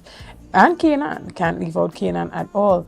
This morning we are chatting a bit about his tenure in office and a bit about some public expectations. As you know, he would not be contesting the upcoming THA elections within that district. And this morning we are extremely interesting to hear from him. Good morning and welcome. Pleasant good morning, Ms. Felix. Good morning to Trinidad, Tobago, and the entire global audience. Right. Yeah, and as I was asking you, off air, you were able to participate or pay attention to that drone show that took place last night, and what were some of your views? Well, I was blown away.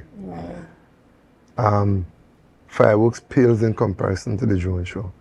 The fact that every light you're seeing in the sky is an individual unit, and the unison they move with, and the artwork that they were able to accomplish. I was standing, I was waiting, looking at the delay after delay, and then eventually it came on about 9 o'clock or just after 9, and I was impressed, totally impressed. The artwork you could accomplish in the sky there. And I know this took some doing, and it was really, really impressive. Excellent. Yeah. I got the opportunity to kind of catch a glimpse of it from a distance as well, and it was an amazing sight to see over Scarborough. Yes.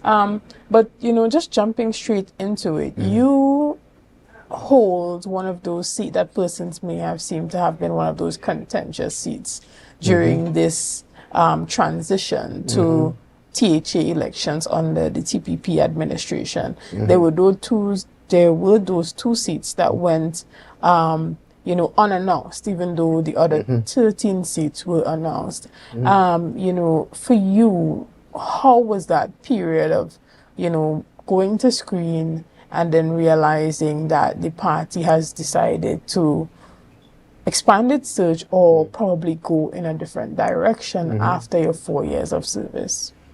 I have the blessing of changing careers over the years. Some people, they come through life and they want to be a lifeguard or a doctor, and when they get in there, they're locked in for life. And that has not been my experience. So changing professions is not a challenge to me. And when I heard where the conversation was going, I got an idea that, because if I face the screening committee, and after I do that, they are not satisfied with me or the others that came by, and they were to find somebody that matches the skill sets they're looking for, I knew that I would not be the one. And it's something I told my personal staff over the years. I kept telling them this, that I'm here long enough to see in political regimes where sometimes on the cusp of electing someone or selecting someone, somebody shows up that could change the whole paradigm. And so I told them, my staff, personal staff, that your job this 4 year is a sprint. It's not a long distance race.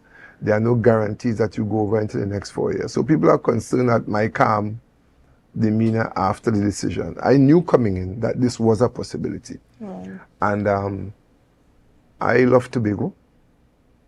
And I know Tobago needs a unique package right now. And if the Chief Secretary thinks that I am not the one, or the committee doesn't think that I meet I meet up to that desire, I knew this was a possibility. I think that coming into the politics, I came in, I was asked to serve after I survived the COVID. I had COVID and I was in bed for a while, and when I came out, during COVID, you find time to pray. And I knew that this was the calling on my life to attempt this. Bukuman Peasant was under PNM for 41 years, and I came in physically weak but spiritually focused, and winning the seat was never in doubt when I came in. Over the years, the 4 years, I saw where lack of resources, I saw where persons' temperament, persons' expectations were not necessarily being met. And I knew that in my heart, had I gotten the things I needed, I would have felt more confident going to the polls this time. But I wasn't getting that confidence. Okay. Yeah. And where do you think that breakdown occurred? Because, you hear from a number of assemblymen that, the truth of the matter is you go in there, you have a 100-day plan, and you have all these ideas to execute. And then you go there and you realize, well, particularly under the previous central government administration, that number one, there was a huge debt for the THA to cover. And then the resources were extremely limited when it came to the development budget. And the areas that you probably wanted to improve on were not areas that you had direct jurisdiction over. So let's say the division.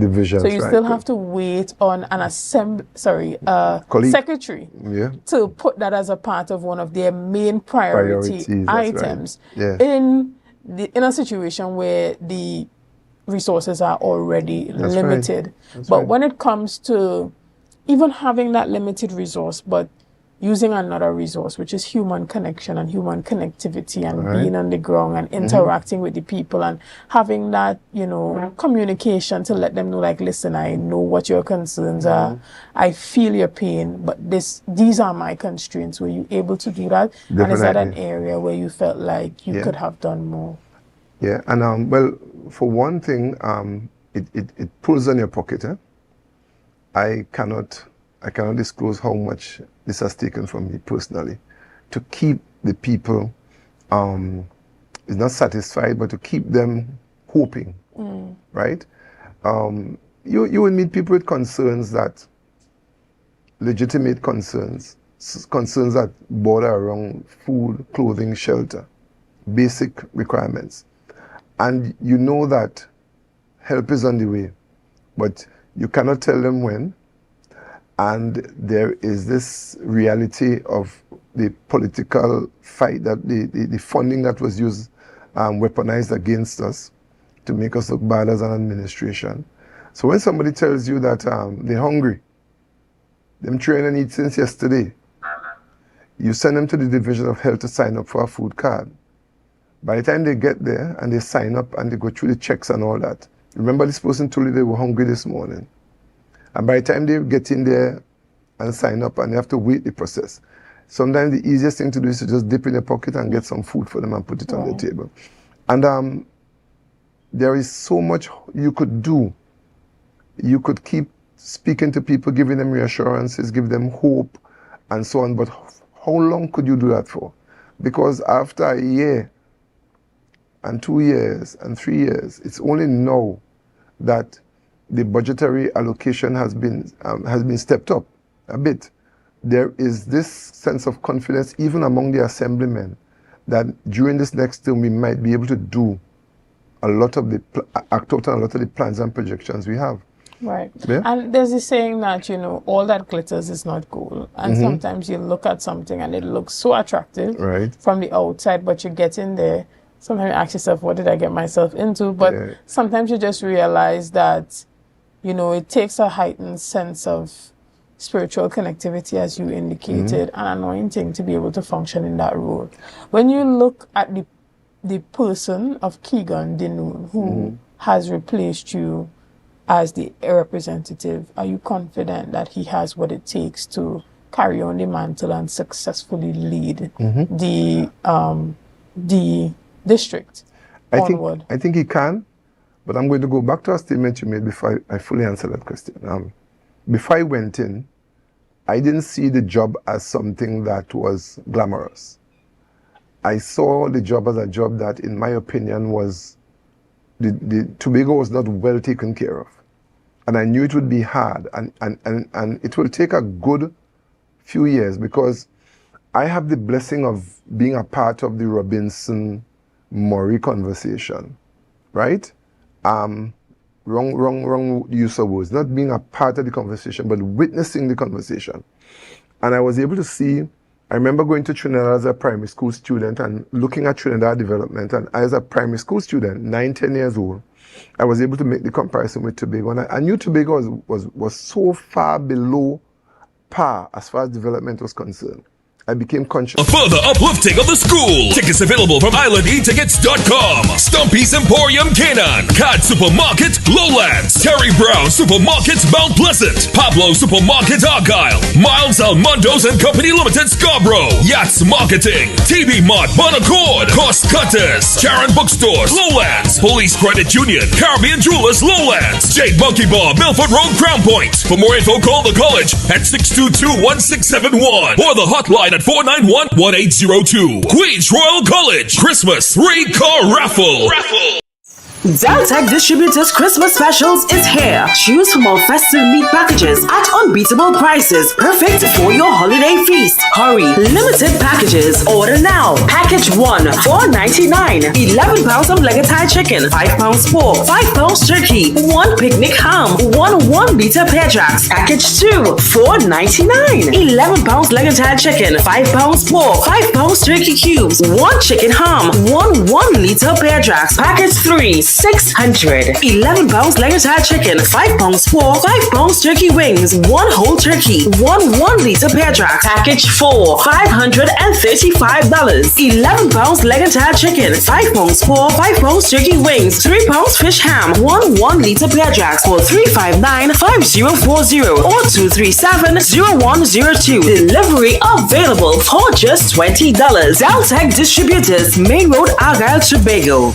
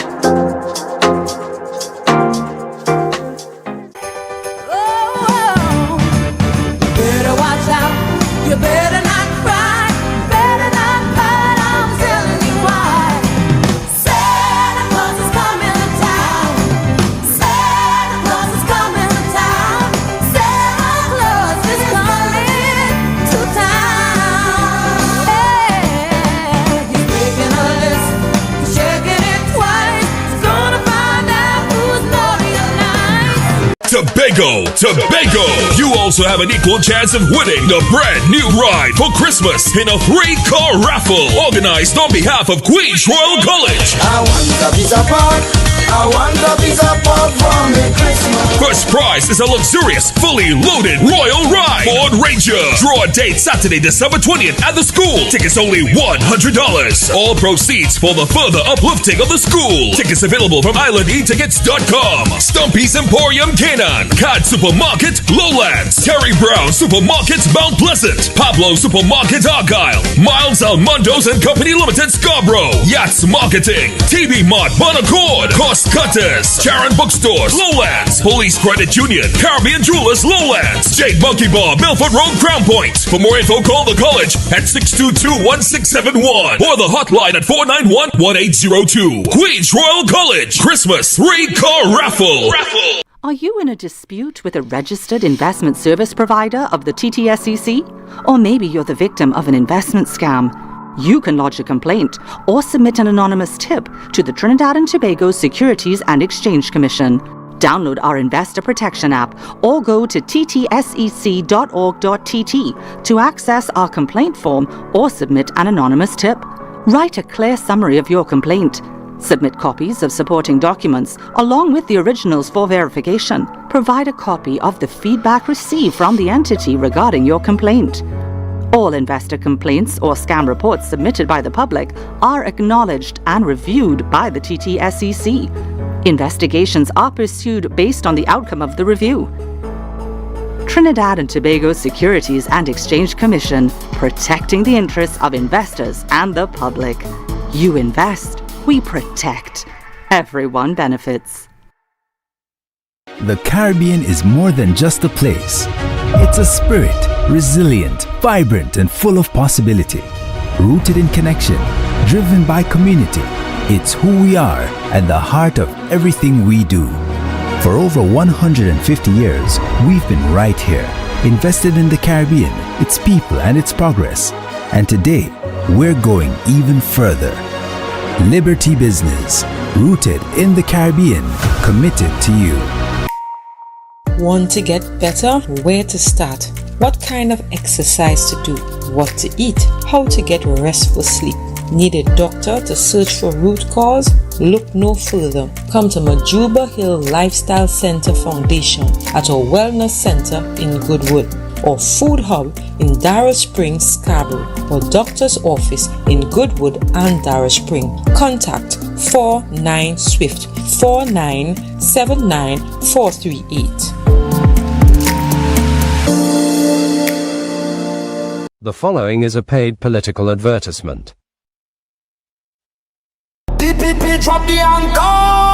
Bethel New Grange, stand up. The Blue Wave will be at Montgomery Basketball Court on Monday, 8th December at 6 p.m. Come hear your candidate, Mr. Darren Henry, a service-minded and community-driven leader. Alongside him, the Honorable Chief Secretary, Mr. Fali Chavez Augustine. Come hear the voices shaping Tobago's future. See you on Monday, December 8th, 6 p.m. at Montgomery Basketball Court. Tobago People's Party, anchored in truth, rising with you. We vote in TPP. That was a paid political advertisement.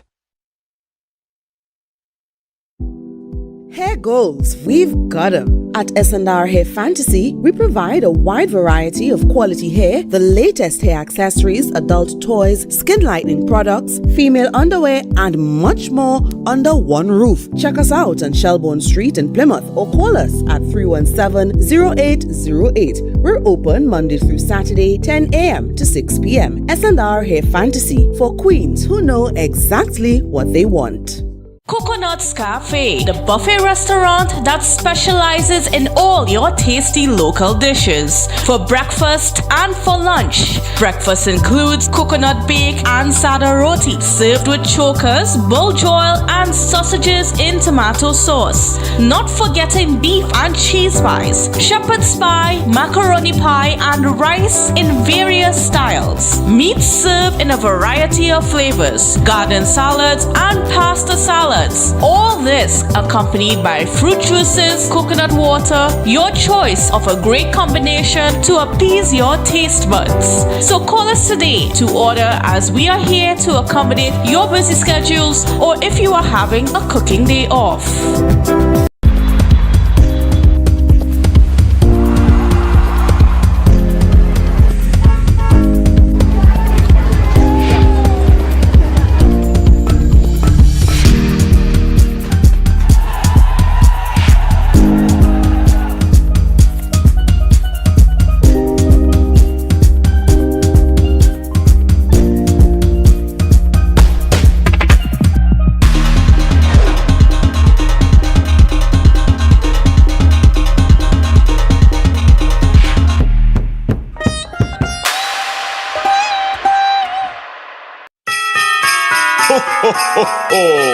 Merry Christmas! What's on your Christmas wish list? And can you do it with $75,000 at 0.75%? Bethel Credit Union is making your Christmas wishes come true with our 75 in 25 Christmas loan sale. Get up to $75,000 in loans at a special 0.75% interest rate as we celebrate 75 years of service, strength, and community. So, whether it's home upgrades, holiday travel, or treating the ones you love, we've got you covered. Bethel Credit Union, we see you and we're here for you. Find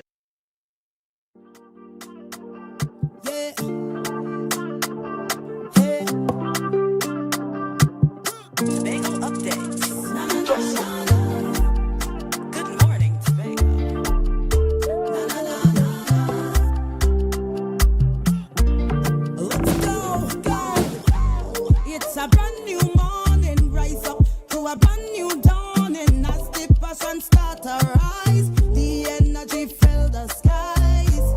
I say thanks a favor to wake up and hear my neighbor. 60,000 people strong and the vibes is never wrong. We are beauty, we are power, we are people in the sun. We are beaches, we are rivers, we are melanated ones. We special and there is no denying. Tobago is number one. I am you and you are me.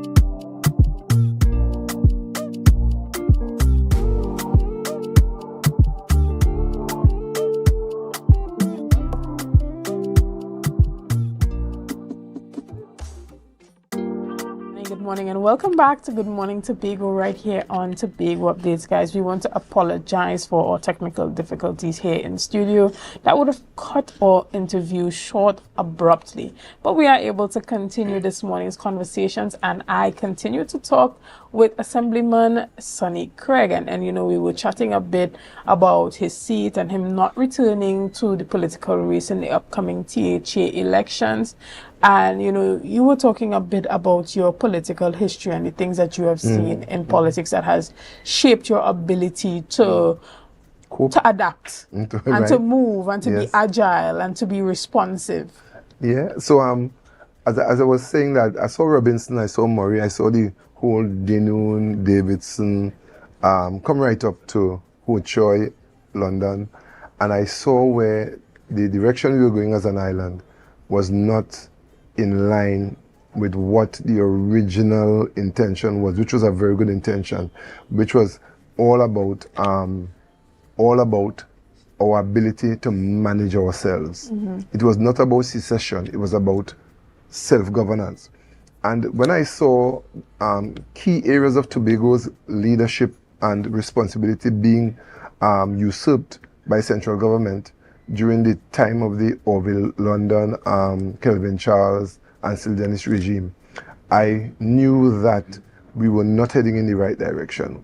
One of the things that became very popular during that season also is the concept of morning work, where instead of dealing with the whole idea of investing in Tobago's talent, its youth, and its focus, we were trying to build voting banks where you put people in a position where they will continually vote for you. Because when you look at the 21 years of the PNM, you would notice that the real human resource development that Tobago needed was stymied. So when I came into politics, I came in knowing that the job ahead was hard. I didn't see the bed of roses. I didn't see the flowery things, you know. When I got the job, and I was blown away from the swearing in, the pomp and splendor that went along with that, because I was not aware that that's how it was. So now, what I didn't see from the outside as being flowery and attractive, I'm seeing it now that I'm inside.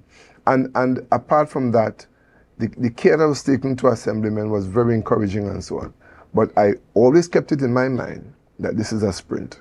Right. And I was going to Keegan Denoon. You questioned Keegan Denoon competence. I've known him I've known him from a child, and I've watched him grow, and I think that he'll do a great job.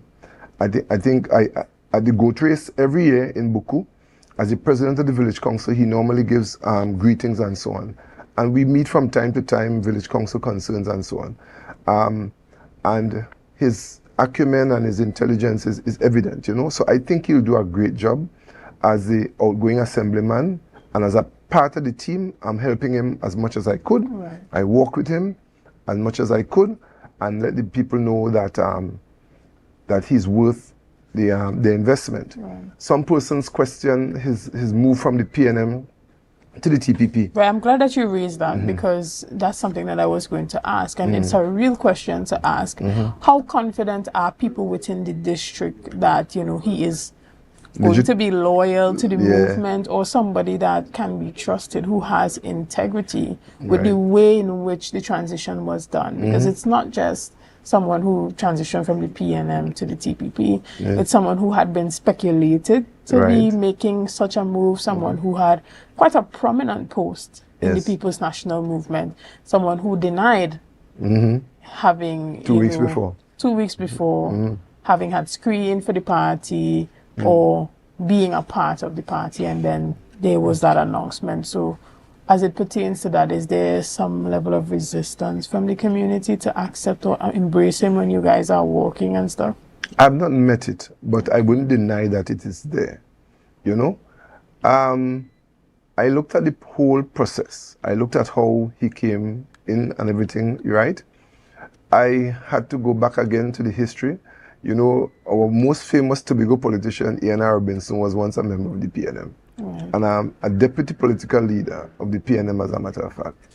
And in an effort to see Tobago go in a particular direction, he chose to change allegiance, and he was instrumental along with Murray in forming the DAC, which brought us to where we are now. So this is politics. We're dealing with human beings, and these are legitimate questions. And I think that once he wins that seat, he's not the only person in the PNM, I imagine, who is looking at the Tobago development trajectory. Right. I am of the view that and he's very prominent, as you said, but if you look at even others that presented themselves for screening, there are a lot of people who might not have been officers of the PNM, but they have been looking at the vision, the idea of greatest little island on the planet, the potential of the leader of this organization versus the potential of the leaders of their party, and persons who want to have their day in the politics and love Tobago, want to see Tobago move forward. I am confident. I don't have the evidence, but the vibe is there, that there are a lot of people who belong to other political organizations who would like to be a part of the TPP. Right. Yeah. And you know, many persons would say that you would have served your community with great distinction. And we saw from the minority leader, Kelvin Morris, he took to his social media to thank you for your service to the assembly, and for the persons in the community who love you and who adore you and think that you were really one of the best to pass through there. What comfort can you give to them that they can still hold on to you or see you being active and engaged? Because many persons raise the concern, are we going to just dispose of people after they're no longer in politics, especially if they have the capacity? So what can you tell the people? I was thankful to Mr. Morris on the post, and I was amazed. Maybe close to 100 people were happy that I was thankful. And I must say here that Kelvin Morris, his birthday is 3 days after mine. We are both August born. So we always exchange that courtesy in the house. And he noted my response to him. Now, this is how I see the politics, right? The PNM as an organization, I do not share the vision at all. I think their vision is flawed, especially in relation to Tobago. But that doesn't mean, because even last night I met Ansel Dennis at the Boko Primary School concert. And we had a conversation, we shook hands, you know.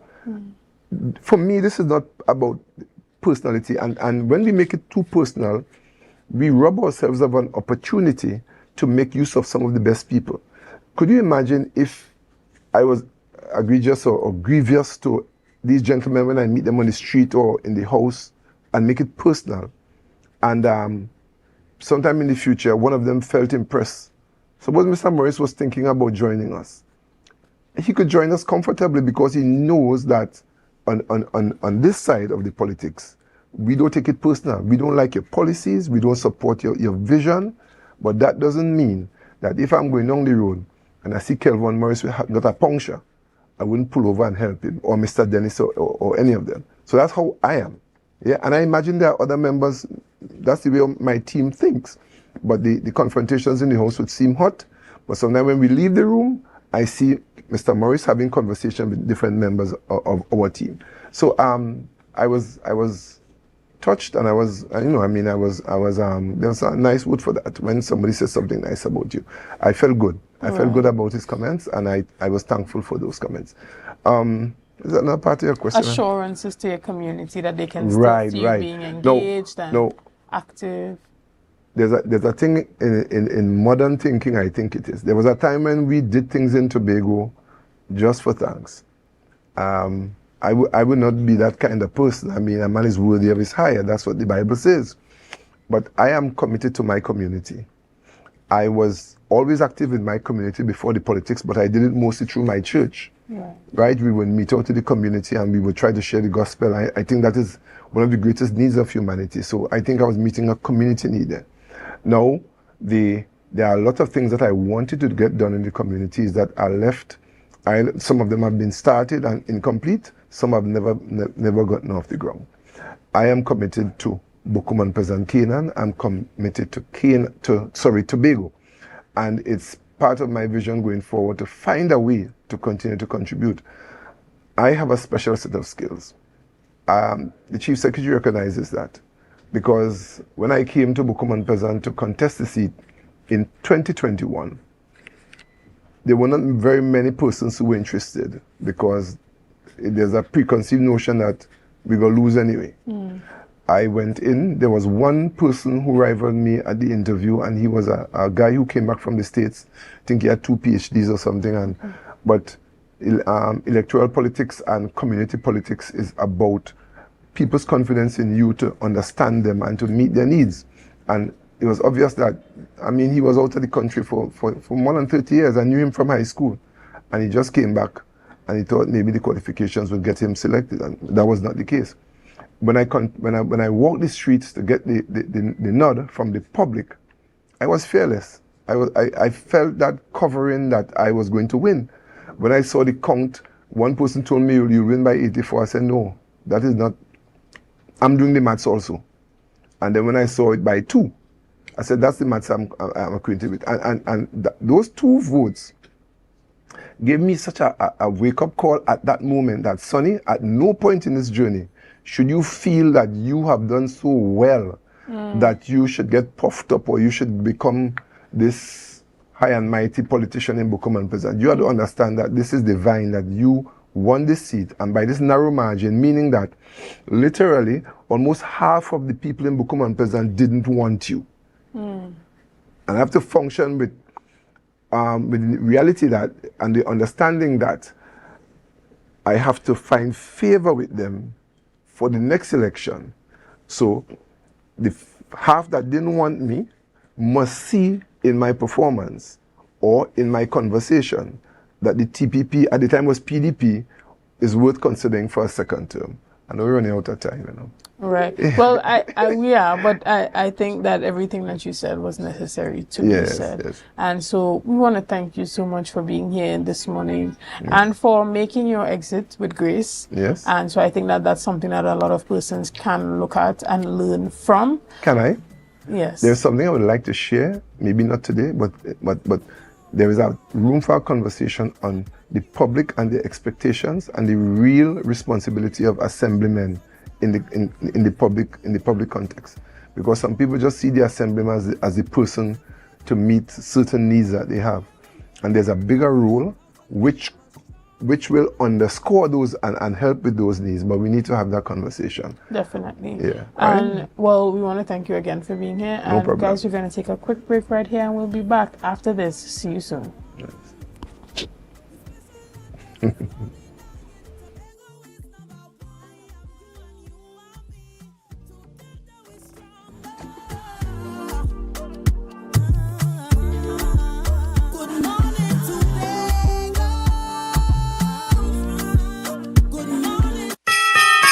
Ho, ho, ho, ho! Merry Christmas! What's on your Christmas wish list? And can you do it with $75,000 at 0.75%? Bethel Credit Union is making your Christmas wishes come true with our 75 in 25 Christmas loan sale. Get up to $75,000 in loans at a special 0.75% interest rate as we celebrate 75 years of service, strength, and community. So, whether it's home upgrades, holiday travel, or treating the ones you love, we've got you covered. Bethel Credit Union, we see you and we're here for you. Our world is filled with rhythm. Rhythm that's unapologetic, infectious, timeless. Rhythm is commitment in action. It's how we show up for each other with unrelenting support that goes the distance. Rhythm lives in the tiny beats of our most intimate moments and the seismic roars of our biggest achievements. Rhythm is resilience in motion. So even when things go out of sync, we do what it takes to bring the rhythm back. At Flow, we understand your rhythm because we live it. That's why we're dedicated to building a network as resilient as you, with a team of familiar faces working every day to keep you on beat. You're at the heart of everything we do, and our commitment is to keep your rhythm flowing, no matter what. Coconut Nuts Cafe, the buffet restaurant that specializes in all your tasty local dishes. For breakfast and for lunch. Breakfast includes coconut bake and sada roti, served with chokers, bull joil, and sausages in tomato sauce. Not forgetting beef and cheese pies, shepherd's pie, macaroni pie, and rice in various styles. Meats served in a variety of flavors, garden salads, and pasta salads. All this accompanied by fruit juices, coconut water, your choice of a great combination to appease your taste buds. So call us today to order, as we are here to accommodate your busy schedules or if you are having a cooking day off. Ho, ho, ho! Merry Christmas, Trinidad and Tobago! Santa Claus is coming to Charon's at Lowlands Mall to stock up on all the goodies for good boys and girls. I'm checking my list, and Charon's has everything I need. Christmas decorations, curtains, toys, and so much more. And the best part? The best prices in town. So hurry down, folks. Visit Charon's today, before the shelves are empty. Ho, ho, ho! Charon's at Lowlands Mall, where Christmas shopping starts.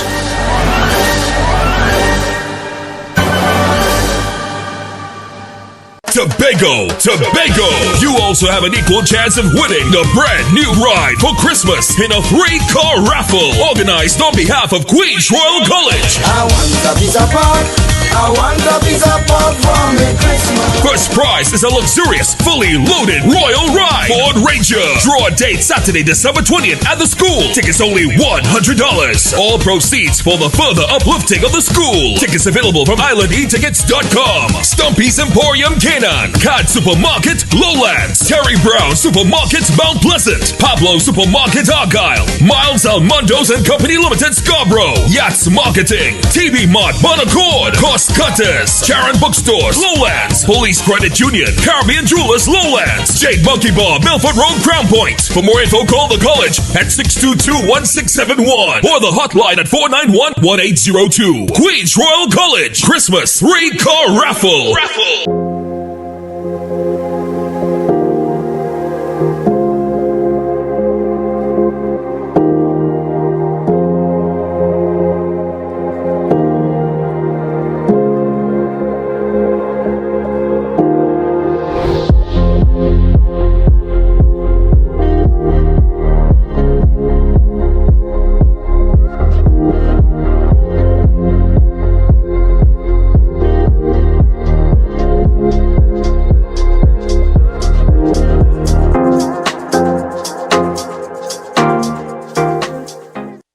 Deltec Distributors Christmas Specials is here. Choose from our festive meat packages at unbeatable prices, perfect for your holiday feast. Hurry! Limited packages. Order now. Package 1, $4.99. 11 pounds of leg and thigh chicken, 5 pounds pork, 5 pounds turkey, 1 picnic ham, 1-liter pear jacks. Package 2, $4.99. 11 pounds leg and thigh chicken, 5 pounds pork, 5 pounds turkey cubes, 1 chicken ham, 1-liter pear jacks. Package 3, $600. 11 pounds leg and thigh chicken, 5 pounds pork, 5 pounds turkey wings, 1 whole turkey, 1-liter pear jacks. Package 4, $535. 11 pounds leg and thigh chicken, 5 pounds pork, 5 pounds turkey wings, 3 pounds fish ham, 1-liter pear jacks for $359-5040 or $237-0102. Delivery available for just $20. Deltec Distributors, Main Road, Argyle, Tobago.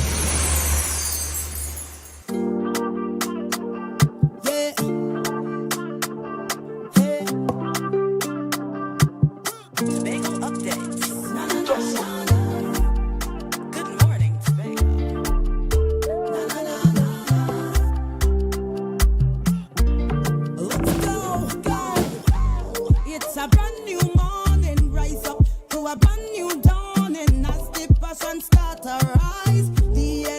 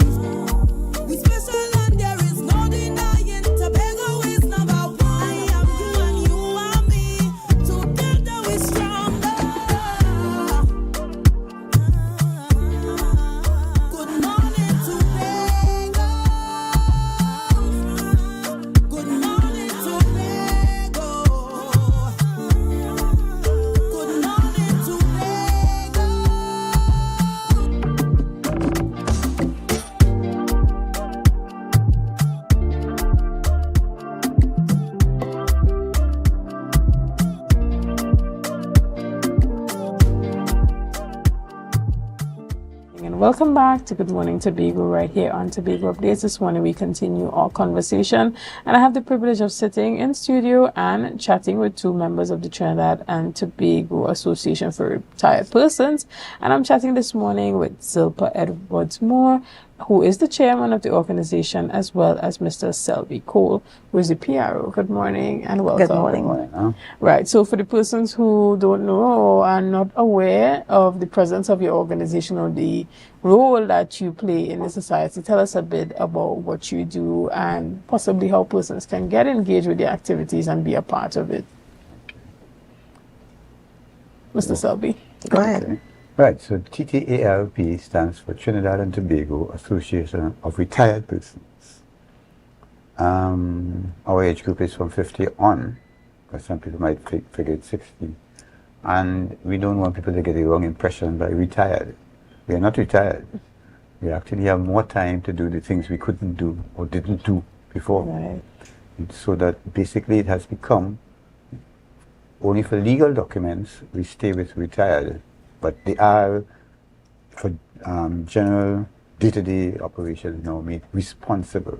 Right.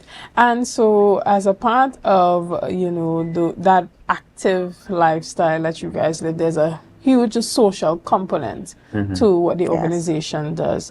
And so that does not stop at Christmas. As a matter of fact, this Christmas you guys would be having your annual Christmas luncheon. Tell us about that, Mrs. Moore. So the Christmas luncheon will be held at the 211 Center at call center at Signal Hill on Sunday the 14th of December, beginning at 12 noon up to 4 p.m. in the afternoon.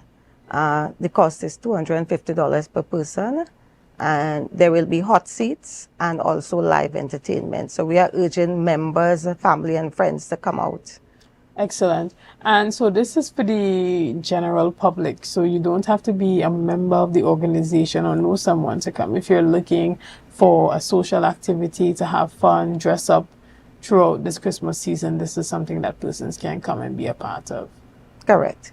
Right, and so it's happening at the 211 Center in Signal Hill, and this is on the 14th of December, Sunday. What time is it going to start?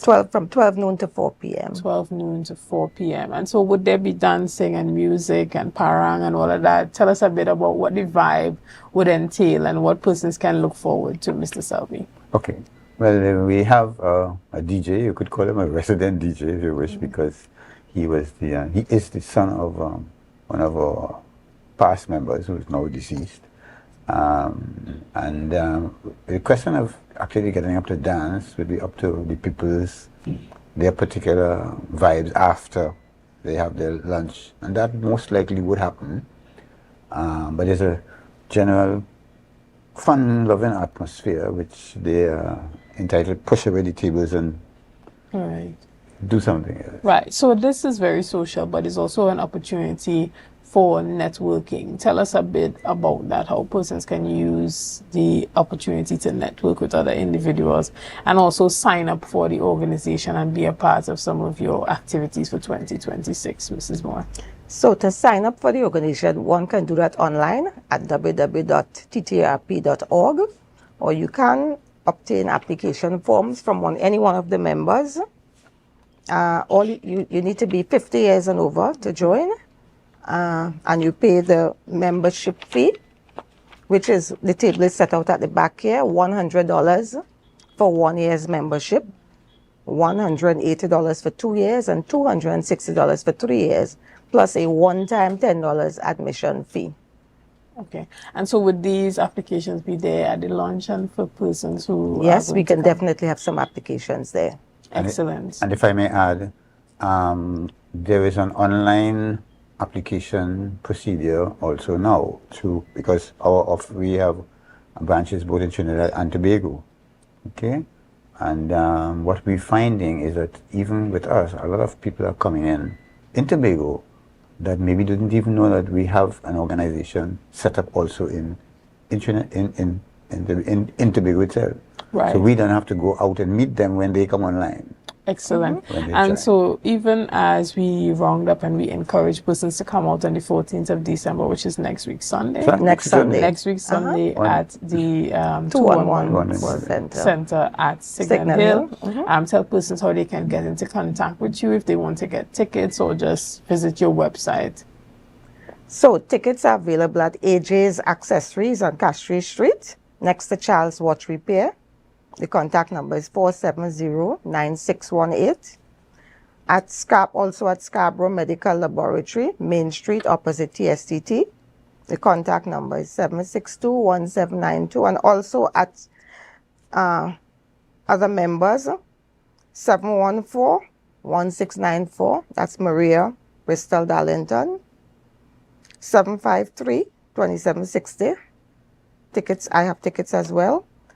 And that's Mr. Cole's number, sorry. Right. And 7580853, I have tickets as well. So from any one of these three members, tickets are available. Excellent. So this is one that Tobagonians do not want to miss. You definitely want to be a part of this luncheon next week. And if you're looking for something to, just celebrate or come out and bring the family, you can be a part of this on next Sunday.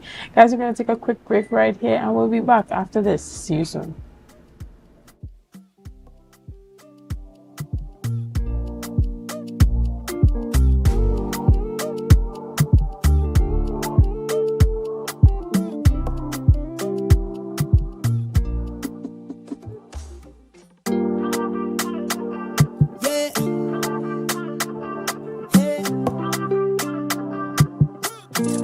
The following is a paid political advertisement. Drop the anchor. Bethel New Grange, stand up. The Blue Wave will be at Montgomery Basketball Court on Monday, 8th December at 6 p.m. Come hear your candidate, Mr. Darren Henry, a service-minded and community-driven leader. Alongside him, the Honorable Chief Secretary, Mr. Fali Chavez Augustine. Come hear the voices shaping Tobago's future. See you on Monday, December 8th, 6 p.m. at Montgomery Basketball Court. Tobago People's Party, anchored in truth, rising with you. We vote in TPP. That was a paid political advertisement.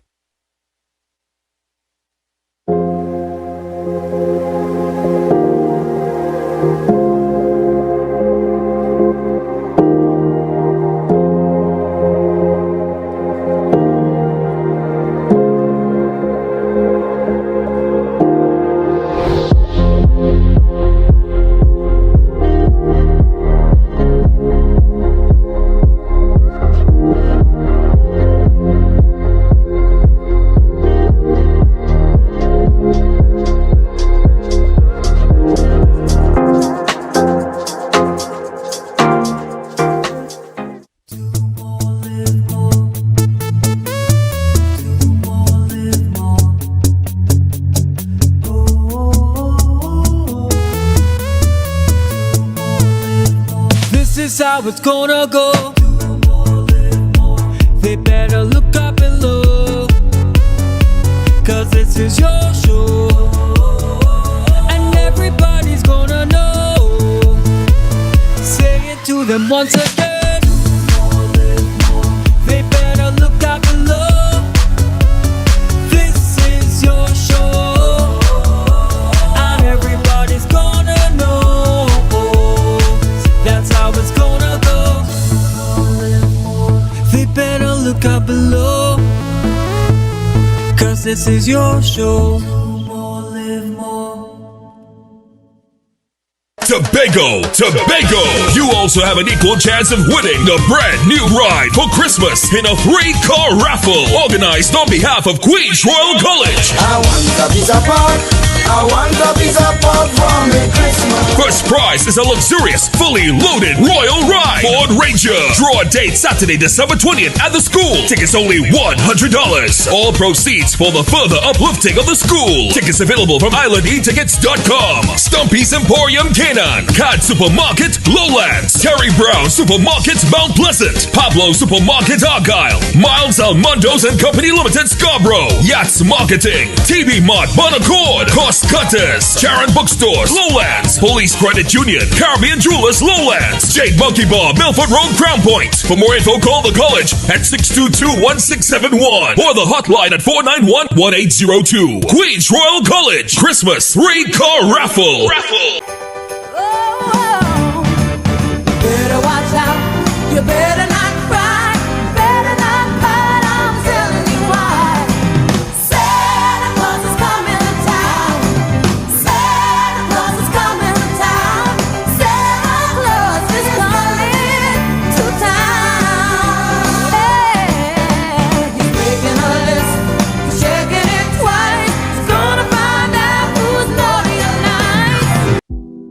Hair goals, we've got them. At S&R Hair Fantasy, we provide a wide variety of quality hair, the latest hair accessories, adult toys, skin lightening products, female underwear, and much more under one roof. Check us out on Shelbourne Street in Plymouth or call us at 317-0808. We're open Monday through Saturday, 10 a.m. to 6 p.m. S&R Hair Fantasy for queens who know exactly what they want.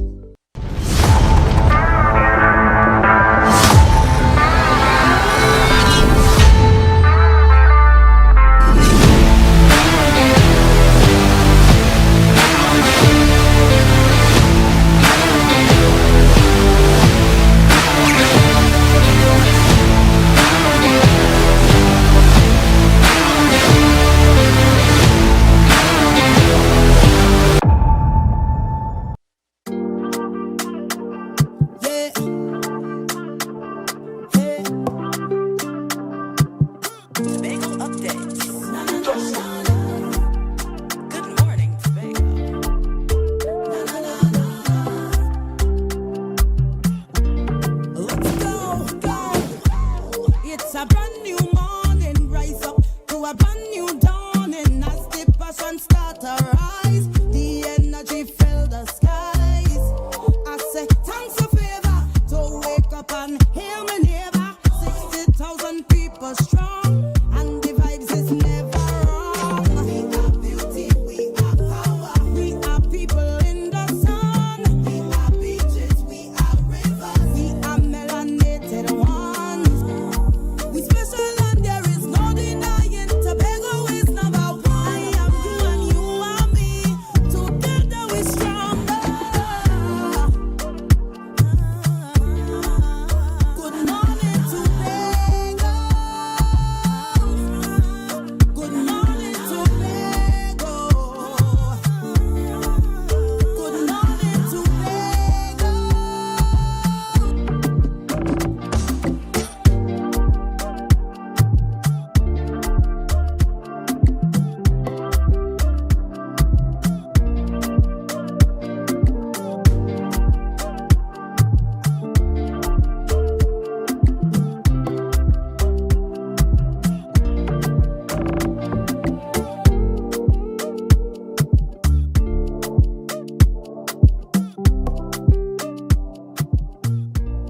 Morning and welcome back to Good Morning Tobago right here on Tobago Updates, guys. This morning we continue our conversations and we are chatting with some of the students from THTI.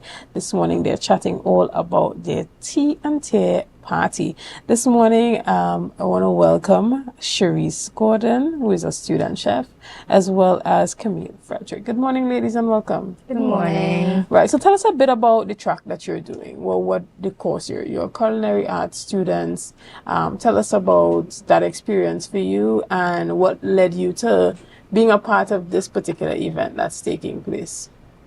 So we started THI last year, August. So this is our second year as culinary arts students at THI. At the beginning of this term, we had baking. So we have 2 baking classes which we join. So Camila is heading one, right, and I'm heading the next one. So we Okay. have two head chefs for this event, Tiantes. Right. So is it that you conceptualize what event that you want to do? Tell us how it works, because I know usually THTI has a number of events that they allow the public to come and experience that 5-star experience while, you know, giving it at an affordable price. So is it that you two came up with your own concept for the event? For this particular event is originally 2 baking technology classes, Right. and we would have combined the 2 classes to create a tea party, which is the event on Wednesday.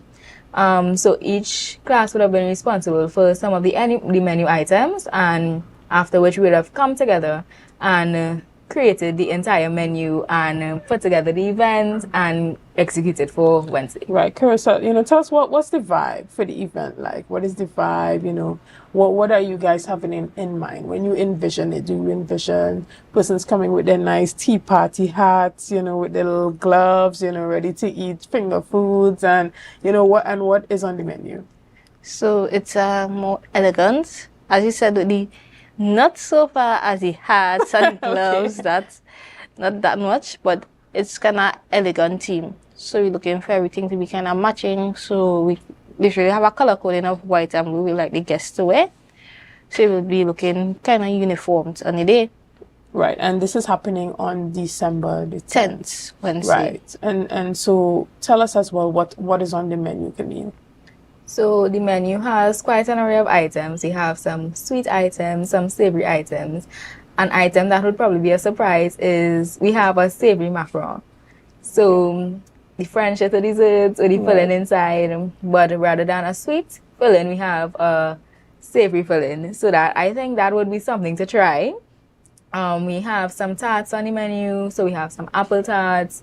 We have some puff pastries, some croissants. It's really a wide range of items. Right, so it's an international type of menu? It's a mix between an international and a local menu. Okay. Because we also have teas, local teas brewed. Right, so tell us about some of the teas. So can I get some turmeric, ginger? Well, what can I look forward to getting from the tea station? So you could get matcha, you get lemongrass. So is it the original matcha that you guys would be making from scratch? No. Okay, understood. Because you know we're all into the matcha culture these days. Everybody wants to try matcha. So you look forward to. So you have the fever grass and we have bay leaf, turmeric. I'm not sure. We have mint as well. Excellent. Yeah. Well, you know, I think it's an excellent opportunity for you guys to showcase your skills. So tell the public why it's important for them to come out and be a part of this event and sharing the experience with you. I think it's important for the public to come share this experience with us because it not only gives us a chance to show to the public what we have learned throughout this semester at THCI, but it gives them a chance to support us as student chefs, as growing chefs in the industry. It gives them a chance to see us from when we are now starting off. Right. And when we talk about like presentation and creativity and skill and everything that you have been learning throughout this semester, how do you think everything comes into play? Does it start from when the guests actually walk in to the area to eat? Where does it start? Does it start from the time you reach into the kitchen to start preparing? When do you start being graded? For us, we start being graded from the time we step into the auditorium because we have a slide briefing before. Right. So from that time, we started to be graded. But the guests, their experience will start from the time they walk up the steps to the top of the restaurant. Their experience will start from that point. Right. And what do you hope persons to leave with when they leave that environment after they've been served, after they had their tea and they, you know, had all the finger foods, all the baked treats? For me personally, I'm looking forward to possibly trying that savory macaroon because although I like how macaroons look aesthetically, usually for me personally it's a bit too sweet. You know, I'm more on the savory side of things. So I look forward to trying that and see. So is there anything creative or innovative that you think outside of the savory macaroon that persons would experience from being a part of the event? Okay, so anything new, anything creative that you probably want to try? You know, you probably want to put one of your special recipes out there. So we have a pesto galette, which is a pastry dough, and you use a pastry dough and it's a pesto galette, so you're making a pesto filling for it, which is baked off and comes out the oven. It kind of looks like a pizza, but right. I think I know what you mean, but it's green, right? You use basil-based pesto or tomato, because I know they're basil. Right. Well, I look forward to that one too, because I love me some pesto, child. Right. And so I like the fact that you guys are so involved and excited about the event and excited for persons to come out and be a part of it. So tell persons again what time, the location, you know, the date. We already established that it's happening on the 10th of December. Remind them how they should dress and why it's important to come and be a part of this. So the time is 4 p.m. We do have a dress code. It's blue and white. We're looking for kind of elegant, so semi-formal maybe. I